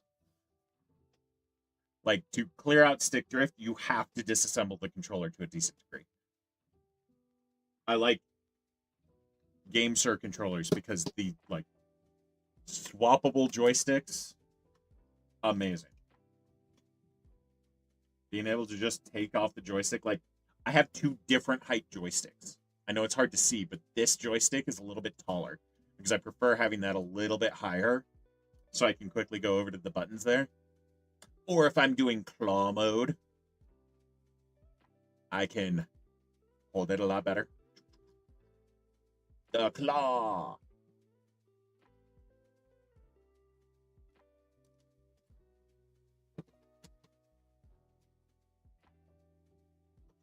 Are there girls out there that like tech? I'm struggling to find them. Do I have to change? Most likely, yes. Because a lot of guys in tech, I'm assuming you're a guy if you're looking for a girl in tech. Because most girls I know in tech understand the issues. Also, there's a lot of toxicity in tech. And there's a lot of like gender role assumptions in tech that are highly ingrained in tech, and it comes from toxicity. And so, like, even though it shouldn't exist, men and women have both been in tech just as long as each other, and women have done so much more for tech, especially in the early days before the toxicity, that it just doesn't make sense that, like, it drives me up a wall. It has my entire tech career because I have a lot of friends who are women in tech, and they are fantastic. They are smarter than I am by such a high degree. I mean, heck, one of them is here on TikTok and also on Instagram and everything like that. Track It Pacer. Track It Pacer is an aerospace network engineer. There's no way to say that isn't impressive. Like, I tagged Track It Pacer in a video I saw the other day where it was a comedian like doing crowd work, and they asked someone what their job was, and the person mentioned, "Oh, I work in aerospace," and the comedian's just like, "Fuck you! Like, you're smarter than all of us. I will never be as smart as the people you spend your day with." Like, yeah, like there are so many amazing women in tech, and like I've had a rule as I've been um like a tech influencer. If I'm working on a project and I find out that there's a woman who is doing the same project in a video, I stop doing that project for a video because I want them to get that recognition. Like maybe like a year down the road, I'll pick that project back up and do a video about it, but I am not going to like take away views from a woman in tech, because tech has been so male dominated because of toxicity for so long that we need to correct that.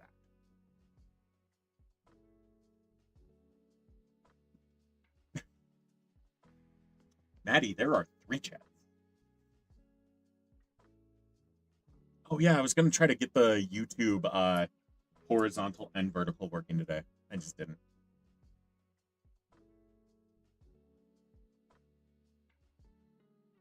Why is Valve refusing to work on decent anti-cheat?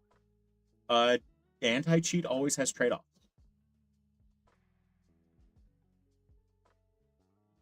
Green or purple? Well, okay, so on TikTok, I'm only ever going to be vertical, because I think it's dumb to do a horizontal stream on TikTok. Um, the purple site is always going to be horizontal, but the red site is going to be both horizontal and vertical. And supposedly at some point, I'm supposed to be getting the ability to do both of those chats in the same chat window.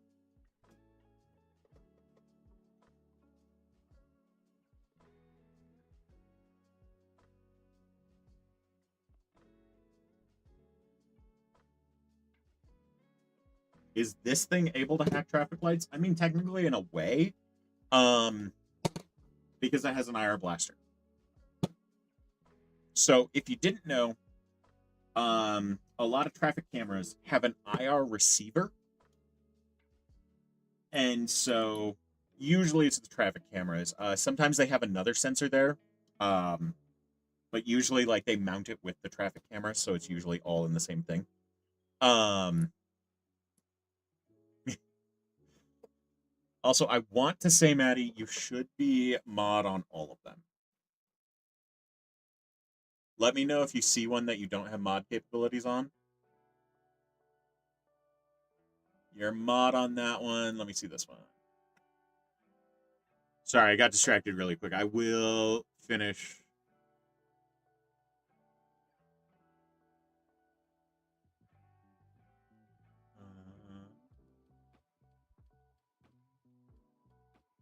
There we go. You should be modded now.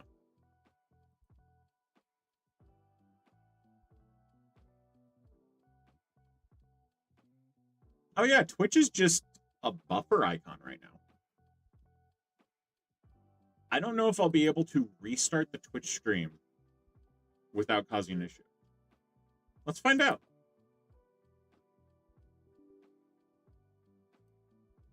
Nope, Twitch stream's just down. Okay.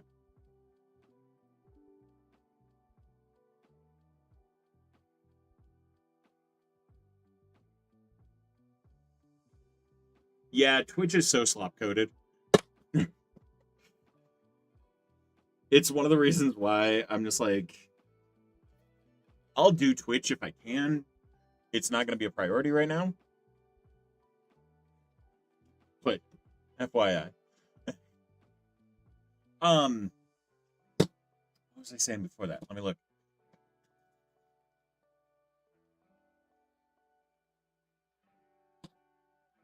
Oh, this thing being able to track traffic lights. So on traffic lights, you'll see a sensor that is an IR sensor. And that is for emergency vehicles to be able to change the traffic light so that they can get through safely. Um, this is just all based off of my understanding from the multiple different papers over years and years. Traffic lights tend to have two different signals that they can receive. One signal is safely change the light for me, where the light, like the walk counter, will start counting down, and then it'll change yellow, red as normal, but it will start that process immediately to get the light changed. The other method is change this light immediately. And so the other direction, the walk signal will just go red, and then the light will change yellow and red for the direction that is the opposite, and then it'll change to green for the direction the person wants to go. And so if you know those codes, you can usually change your traffic light. Way back in the day, I knew some of the codes for that.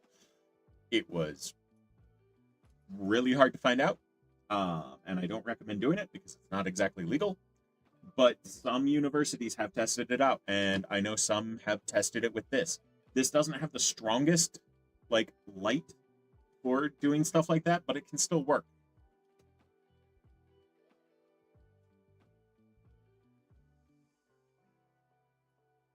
Yeah, there used to be companies that would sell a device that would do it as well.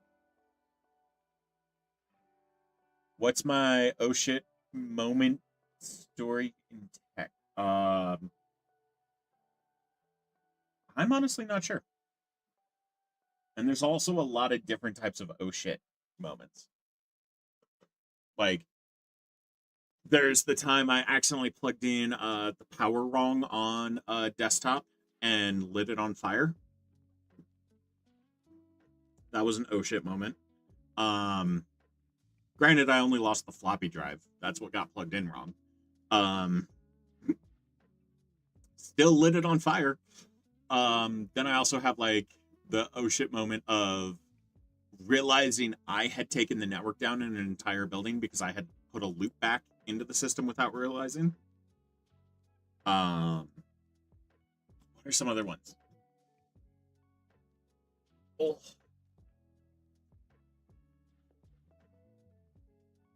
There's a few. But like I said, it all depends on what type of oh shit you mean. Like, oh shit, I did something wrong, or oh, at least I win as long as I'm supposed to on Twitch. That makes me happy. Twitch actually got the full stream. Because if you didn't know, over on my Twitch, I actually have my schedule for when I'm live now.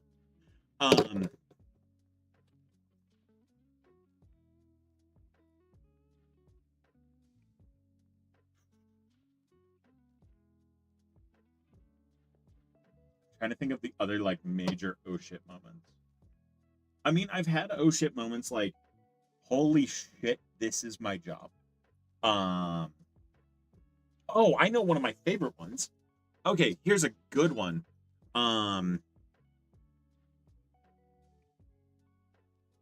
So I like my previous IT career when I was full-time IT. I worked with multiple agencies, like multiple different buildings that I like. When I broke it down, it was 12 different agencies that I was the IT guy for. And the reason I say agencies is because most of them were nonprofits that I worked for. And there was a day when like one of our agencies had distributed the servers, like it had two servers. So we had one in one building, one in another. We had a connection between those two buildings where it was like a direct line connection between those two buildings, even though they were miles apart. So we didn't really need to have the servers between two buildings. That line was never going to get taken down. That line was never going to have issues. It was a direct line connection, always stable. And so I'm just like, okay, we honestly need both the servers in this building. I walked into the other building. Most people there had no clue who I was. Like most of the employees there. I didn't recognize a single person in that building. When I went to the network closet, turned off a server, unplugged it, and walked out the building with a server. Like full on in my arms. Like probably like a $6,000 server. No one batted an eye. No one asked what I was doing, who I was, anything like that. That was one of those moments I'm just like, yeah, that was an oh shit moment.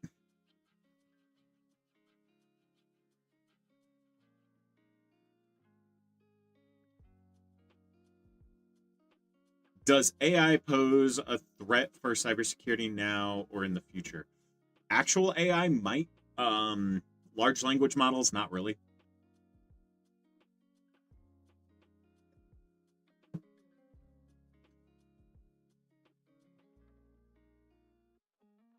Also, I'm glad someone answered the question from someone who asked, why do I skip like half the comments?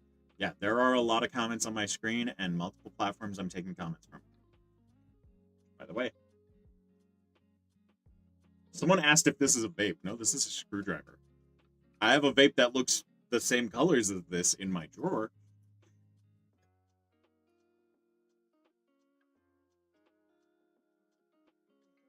Is overclocking a safe option for older PCs? It's not something I recommend. I don't think people should overclock.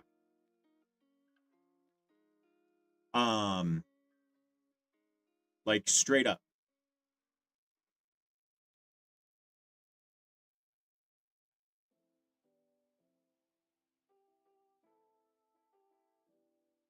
Like overclocking, the risk to reward ratio is not good. What virus protection would I recommend for a PC? I recommend using Bitdefender and Malwarebytes, using both of them. That's usually my recommendation. It's what's running on my computers. Some of my systems have other protection as well, but yeah.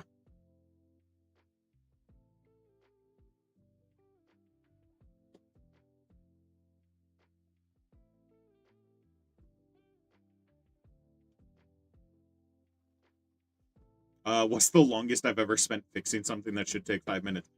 Were you here when I mentioned that I accidentally put a loop back into a network?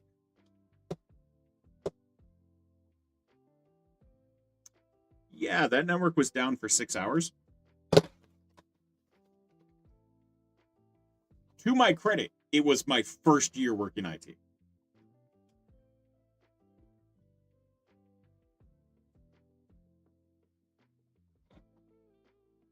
And the main reason it happened is because the previous IT guy had not actually, like, for some reason, he decided instead of plugging a computer into the network port that was like right next to it, he ran a 15-foot cable to another computer, and then there were other network cables there. And so when I plugged in what I thought was the computer's cable, no, it was another network cable coming from another port. And so it wasn't even the same wall jack. Like if it was just a cable looped into the same wall jack, that would have been easier to spot. No, this was one that was like 10 feet away. Oh my God, Raven. No, I'm not installing McAfee. Ugh. McAfee and Norton. Holy cow.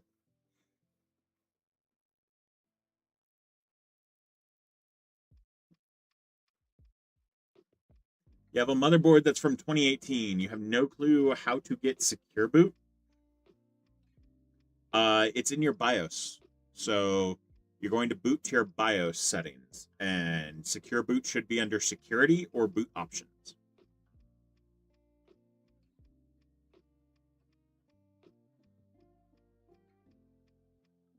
Is hacking more difficult than people say it seems to be? Um, I mean, it depends. So, like, whenever I talk to companies, most of what I'm talking to companies about to protect themselves from is script kiddies.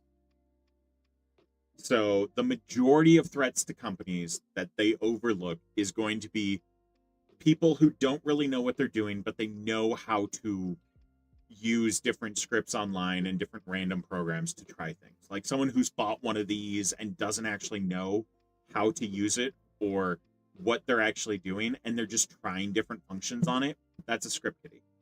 Um, And so that is like the majority of your threats is script kiddies. And that like stuff that script kiddies do is super easy. It's super easy things to do. But at the same time, it's also easy things to block. So if you like, usually when you learn cybersecurity, the first things you're going to try out are script kiddie things. And then you're going to learn how those things work. And then you're going to start developing your own things from there.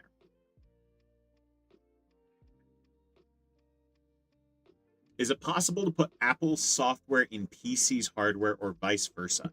So usually for things like that, most people would still call it a Hackintosh.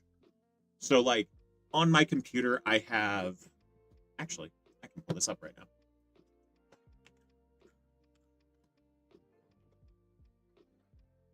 So most of the time, if someone wants to do that, they're going to use something like this. They're going to use VirtualBox. So because I've been dealing with a lot of commenters on a certain video, I've been testing things to make sure I was thinking about the right things.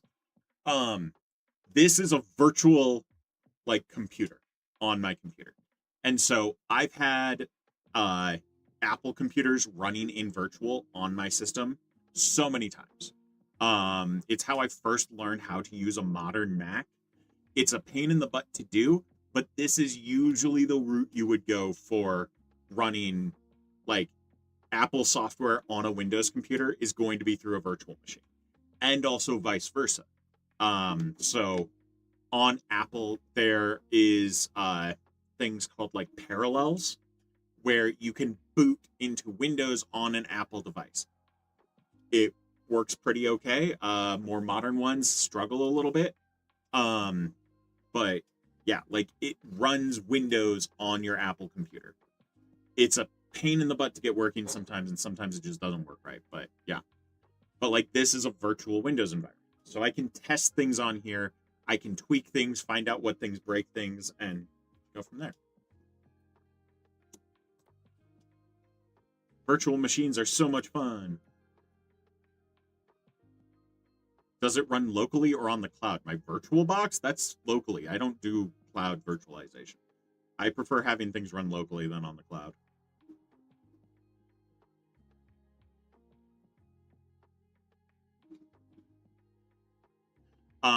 Have I ever had a computer that I was trying to fix and eventually just had to throw my hands up and go, that's it. It's haunted. Can't fix it. You know what? Oh, I don't think I'll be able. Oh, yeah. I'll have to go back through this recording and find it. Yes. I actually had one recently. A customer brought in a Dell XPS laptop and it was having RAM issues. I even have a video with that laptop in it. There's a video where I ask Linux users, hey, if Linux has no issues, why am I not able to see the desktop of this laptop? Because it was having an issue. It had a very common issue with UEFI, and there was also an issue with the computer decided to put the drive into RAID mode. Yeah, that was fun. Had to fix multiple things to get that one up and running. But then the customer had the issue again within a week.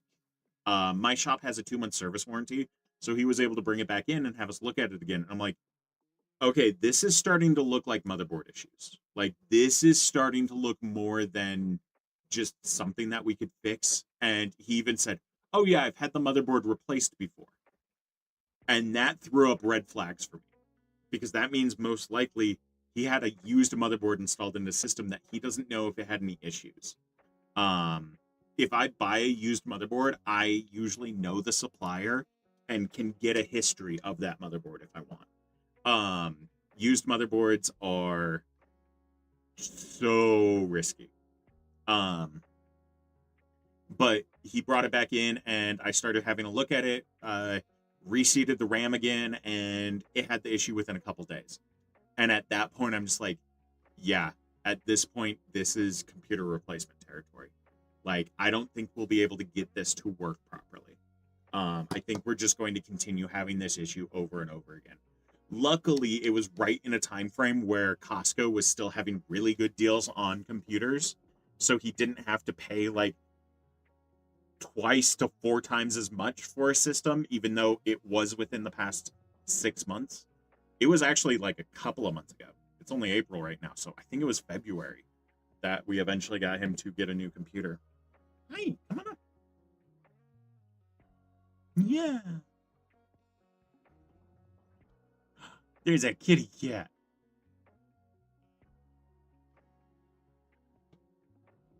Oh yeah, if I can get a factory replacement motherboard, I will go with that over getting a used motherboard. But there are some computers that you just can't get a factory one for. And so if I'm going to get a used motherboard, it's usually I know a few suppliers that are repair shops that they get their motherboards from systems that have broken screens and the client just didn't want to replace the screen. So they scrap it out and they get the motherboard out and resell it. And so that I can trust more. They also verify that the motherboard is not locked, like there's no admin locks on the BIOS. And so I won't run into issues there. And so yeah, like they completely reset the BIOS, set it back to stock, and then ship it out. I have a cat on my lap. She's like, why'd you stop giving me head scratches? Okay. Let's do last call. Last call for questions. I should have a banner thing that says like last call.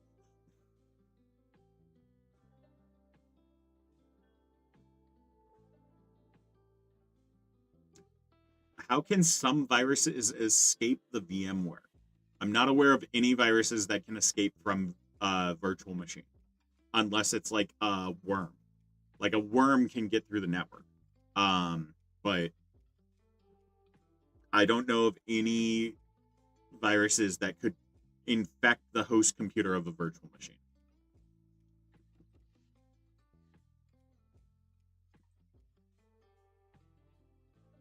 Coke, Pepsi, or Dr. Pepper. Dr. Pepper and then Pepsi.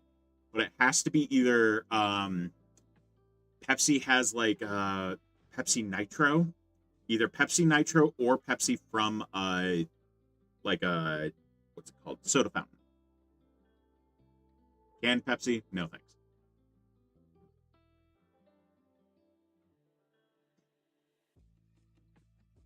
How do you use your Samsung S25 as a monitor?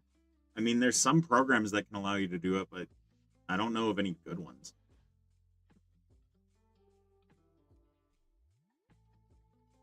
Yeah, and like the reason a worm would work is just because it would work anyway, like even if it's a separate computer.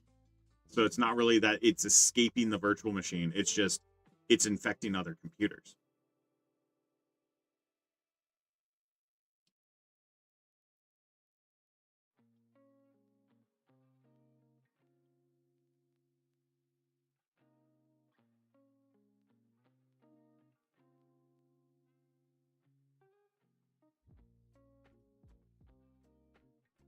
Okay, and now I'm just gonna ban that person from chat.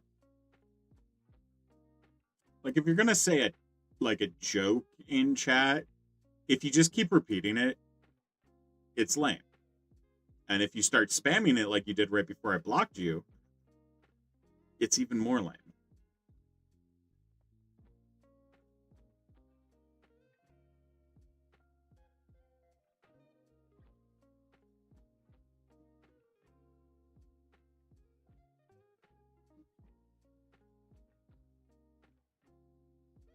Is there a reality where you will accept the existence of AI data centers under certain conditions? I accept that AI data centers exist. I don't want one near me.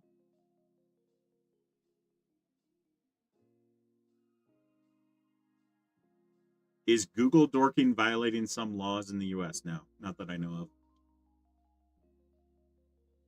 Like some companies will try to say that you're hacking into their system, but no, it's just they don't know how to secure their stuff, and so it's just publicly available.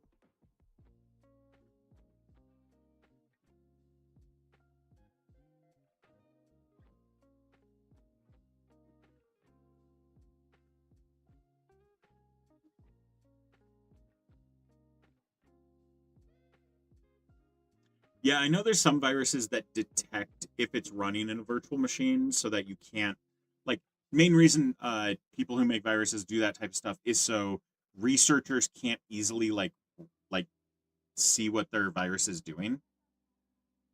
What, you want this? You want the butt smacks? Is that what you're craving and you're begging me for? And putting your tail in my face so I give you butt smacks?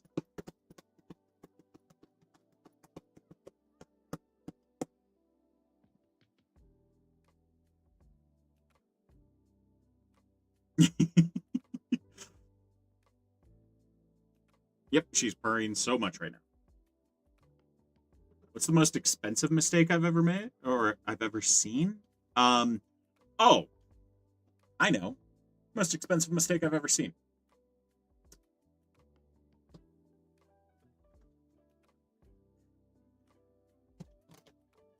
Also, while I'm thinking about it, I want to make sure my music hasn't moved on to a different artist. I want to stick to the one.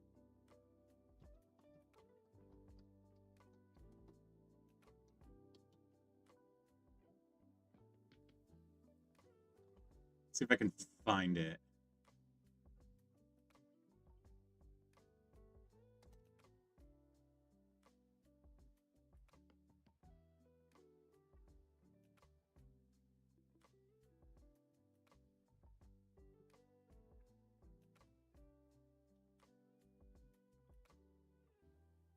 Oh, why am I not seeing the video I'm looking for?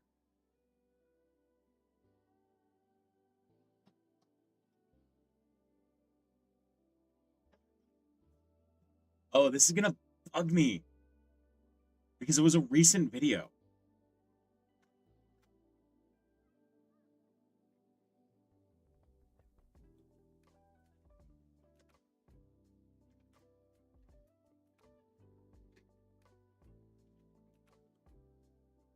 Because there's a video of a server rack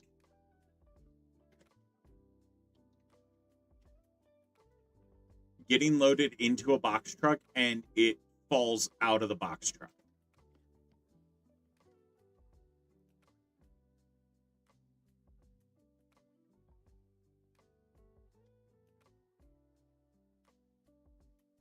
And I am not finding the video, and it's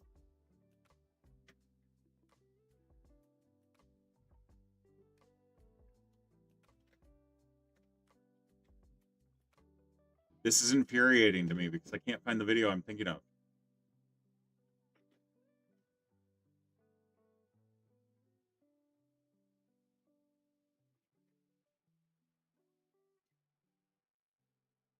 Dang it.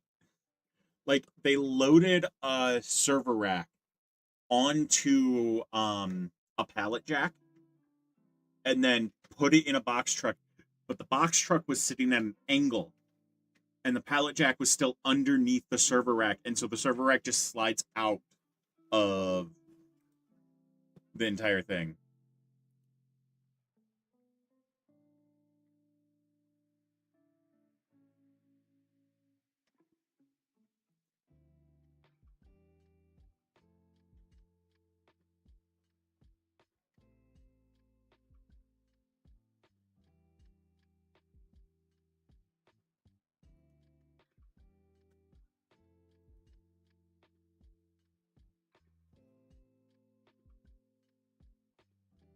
Dang it, I can't find the video and it's bugging the heck out of me.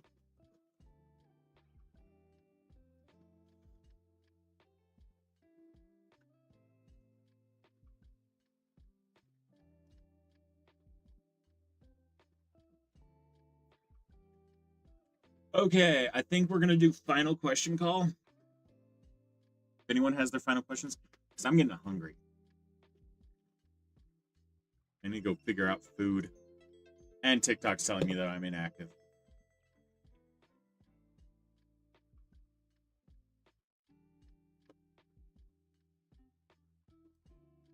And I kind of want to go outside because there's a storm rolling in and it sounds awesome.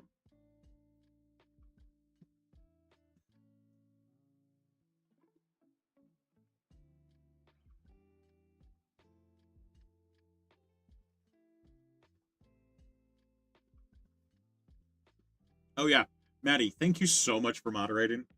Zoe is in Paris right now, I want to say, for like another week. And you two are my only mods currently. So you both are awesome.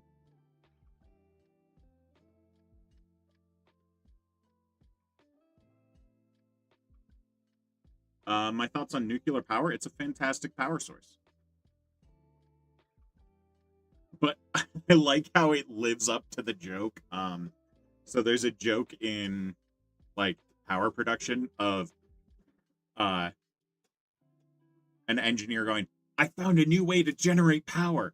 Someone asking, is it really a new way to generate power, or is it just creating steam to spin a turbine?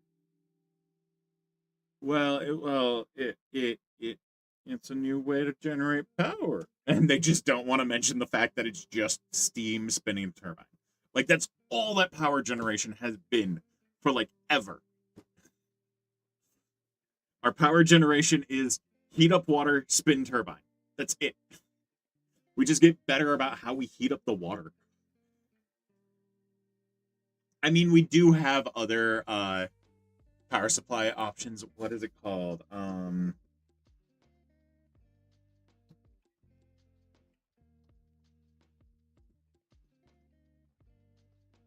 gotta remember what the name of the thing is.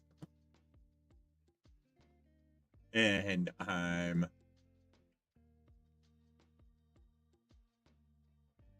just saw it.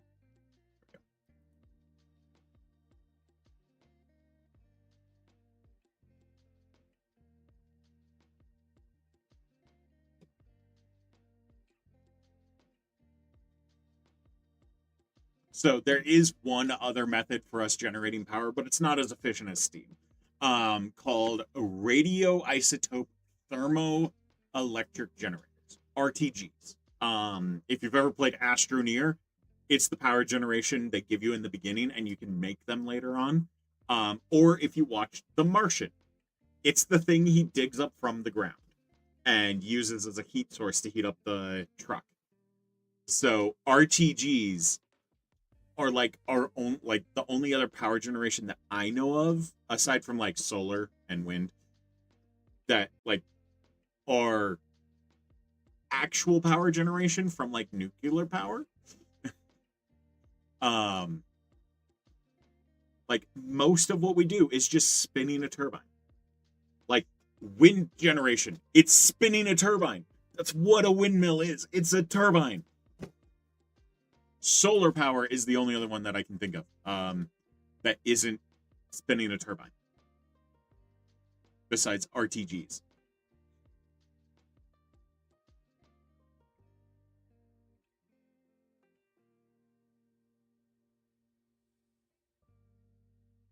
Is Flipper Zero worth it to buy when you want to learn hacking in that degree? Not really.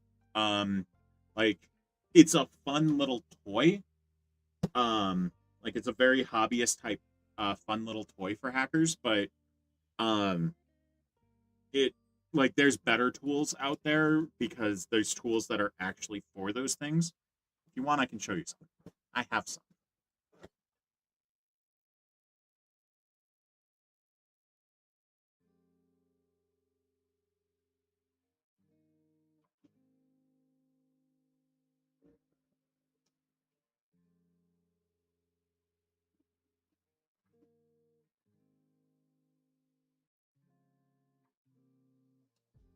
So most of what I used to do in my career was network penetration,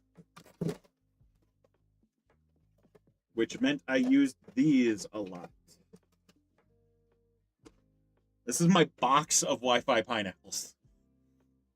Have 1, 2, 3, 4, 5, 6, 7 Wi-Fi pineapples in here. And then I have a rubber ducky.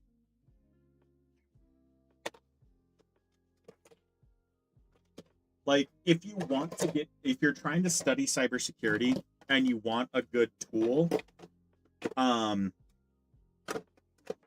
like most of the time it's going to be a computer. The other things that I would recommend are like a phone that can run NetHunter. So NetHunter is a version of Kali Linux that runs on an Android device, either a tablet or a phone. I had it on a tablet for years, and it has a lot of the same features as this, but in a phone. Like a lot of the same software features as this.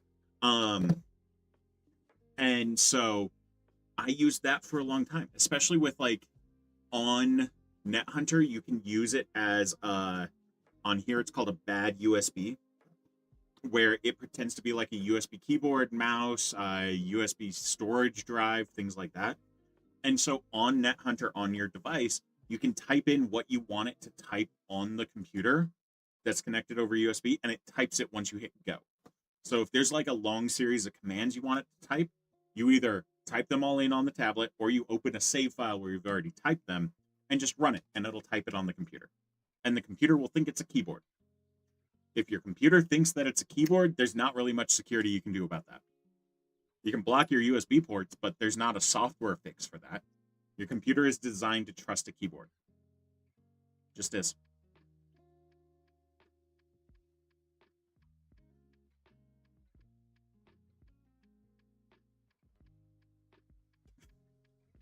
I just now read your comment, Raven. It'll make your computer go faster, especially if you paint flames on the side.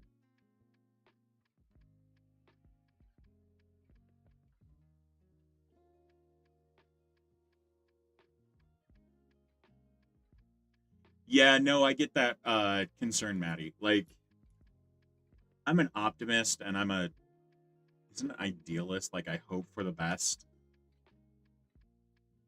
And so like I want our tech that like yeah, I don't want to have to worry that someone's going to blow it up. Do I know how to code? Yes.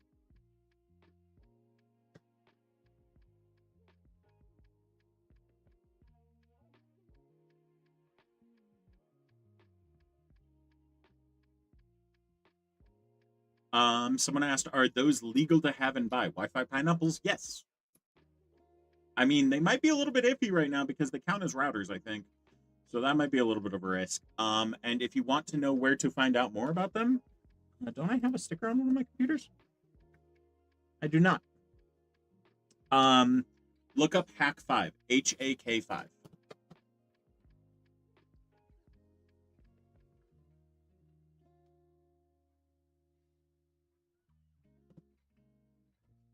This YouTube channel. They're literally the ones that made the Wi-Fi Pineapple. They have a new one called the Wi-Fi Pineapple Pager that I really want to get, but it is pricey. Yeah, they have a bunch of different tools. Here's the Wi-Fi Pineapple Pager, and it's $300. And they even have mods for it. Let's see how much. Why is my mouse just not? Oh, the web page is loading poorly.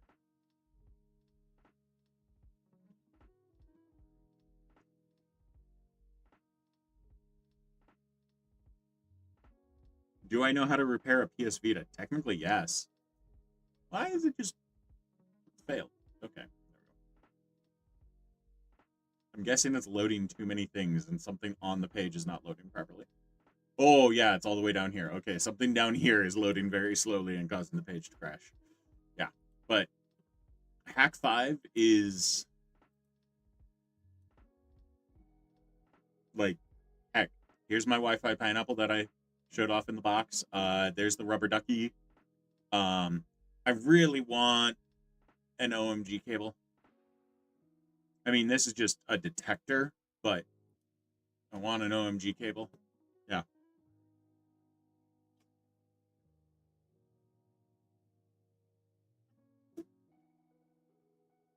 Will a 15-meter Ethernet cable be noticeably slower than a 1-meter one? No.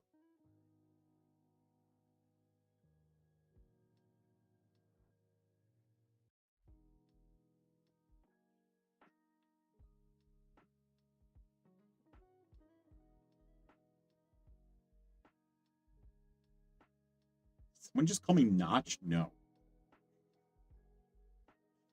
F that, dude.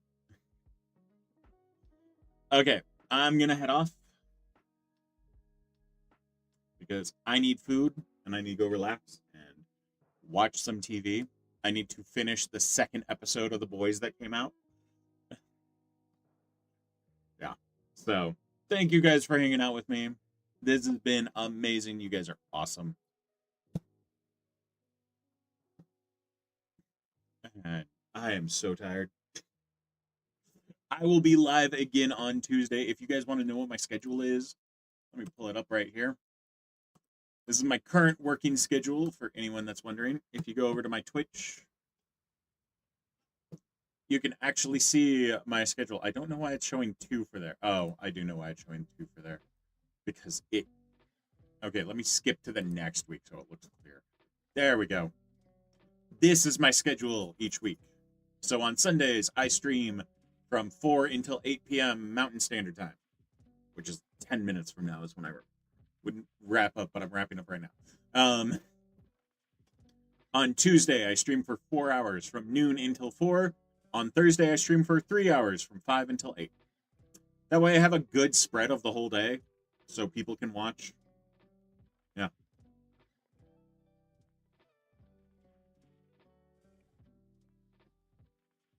For someone starting out in the field, what would you say the most important certificates are to get? None. Don't get certificates until you know you need them for a job. Like, if there's a job you want to get, look at the job posting for the job you want to get from, like, multiple different companies and look at what their requirements are. Then start getting those requirements. Don't get requirements before you need them or before you know what they are. Yeah. I know too many people who have certifications that they will never use. Are certifications worth it for just learning purposes? I mean, the study material is. Like, look on my shelf. Those are 4 A+ certification books on that shelf. There are 2 more under this desk right now because I'm working on a series where I'm going to teach people A+ certification. I just haven't had time to go over everything for it. Yeah, no, like, seriously, certifications are phenomenal, but they're one of those things that a lot of people get and then they just never use that certification. You should look up the jobs you want to get and then start getting the certification, then go apply for that job. You might not apply at the place that you saw the job posting at first, but usually those jobs are around. So, yeah. Yeah. But I will see you guys on Tuesday. I stream noon until 4 p.m. Mountain Standard Time. I go off of Mountain Time. What would that be Pacific? That'd be 11 to 3. There you go. There's Pacific time. Specific time. Haha. Yeah. Thank you guys for hanging out with me. You guys are phenomenal. If you have any questions, of course, the best way to ask your questions is to follow me on YouTube and Twitch. I'm also streaming on both those platforms. Granted, Twitch crashed partway through this, and I think I need to fix some stuff on my streaming software because that was annoying. Yeah. So if you guys want to follow me, you can get more info. If you follow me on those platforms, you can actually ask questions, and I prioritize the chat on those platforms. That's why you see the little faded chat behind chat on TikTok. Granted, both chats are on vertical right now, so yeah, you can see the faded chat on YouTube too. So, yeah. Thank you guys for hanging out with me. I will see you guys later. I will say goodbye to the people over on Twitch first, or TikTok first. Thank you guys for joining me. I will see you guys next time. And then everyone over on YouTube, thank you so much for watching. This live stream will be available after the fact. I will make it available because, yeah. So...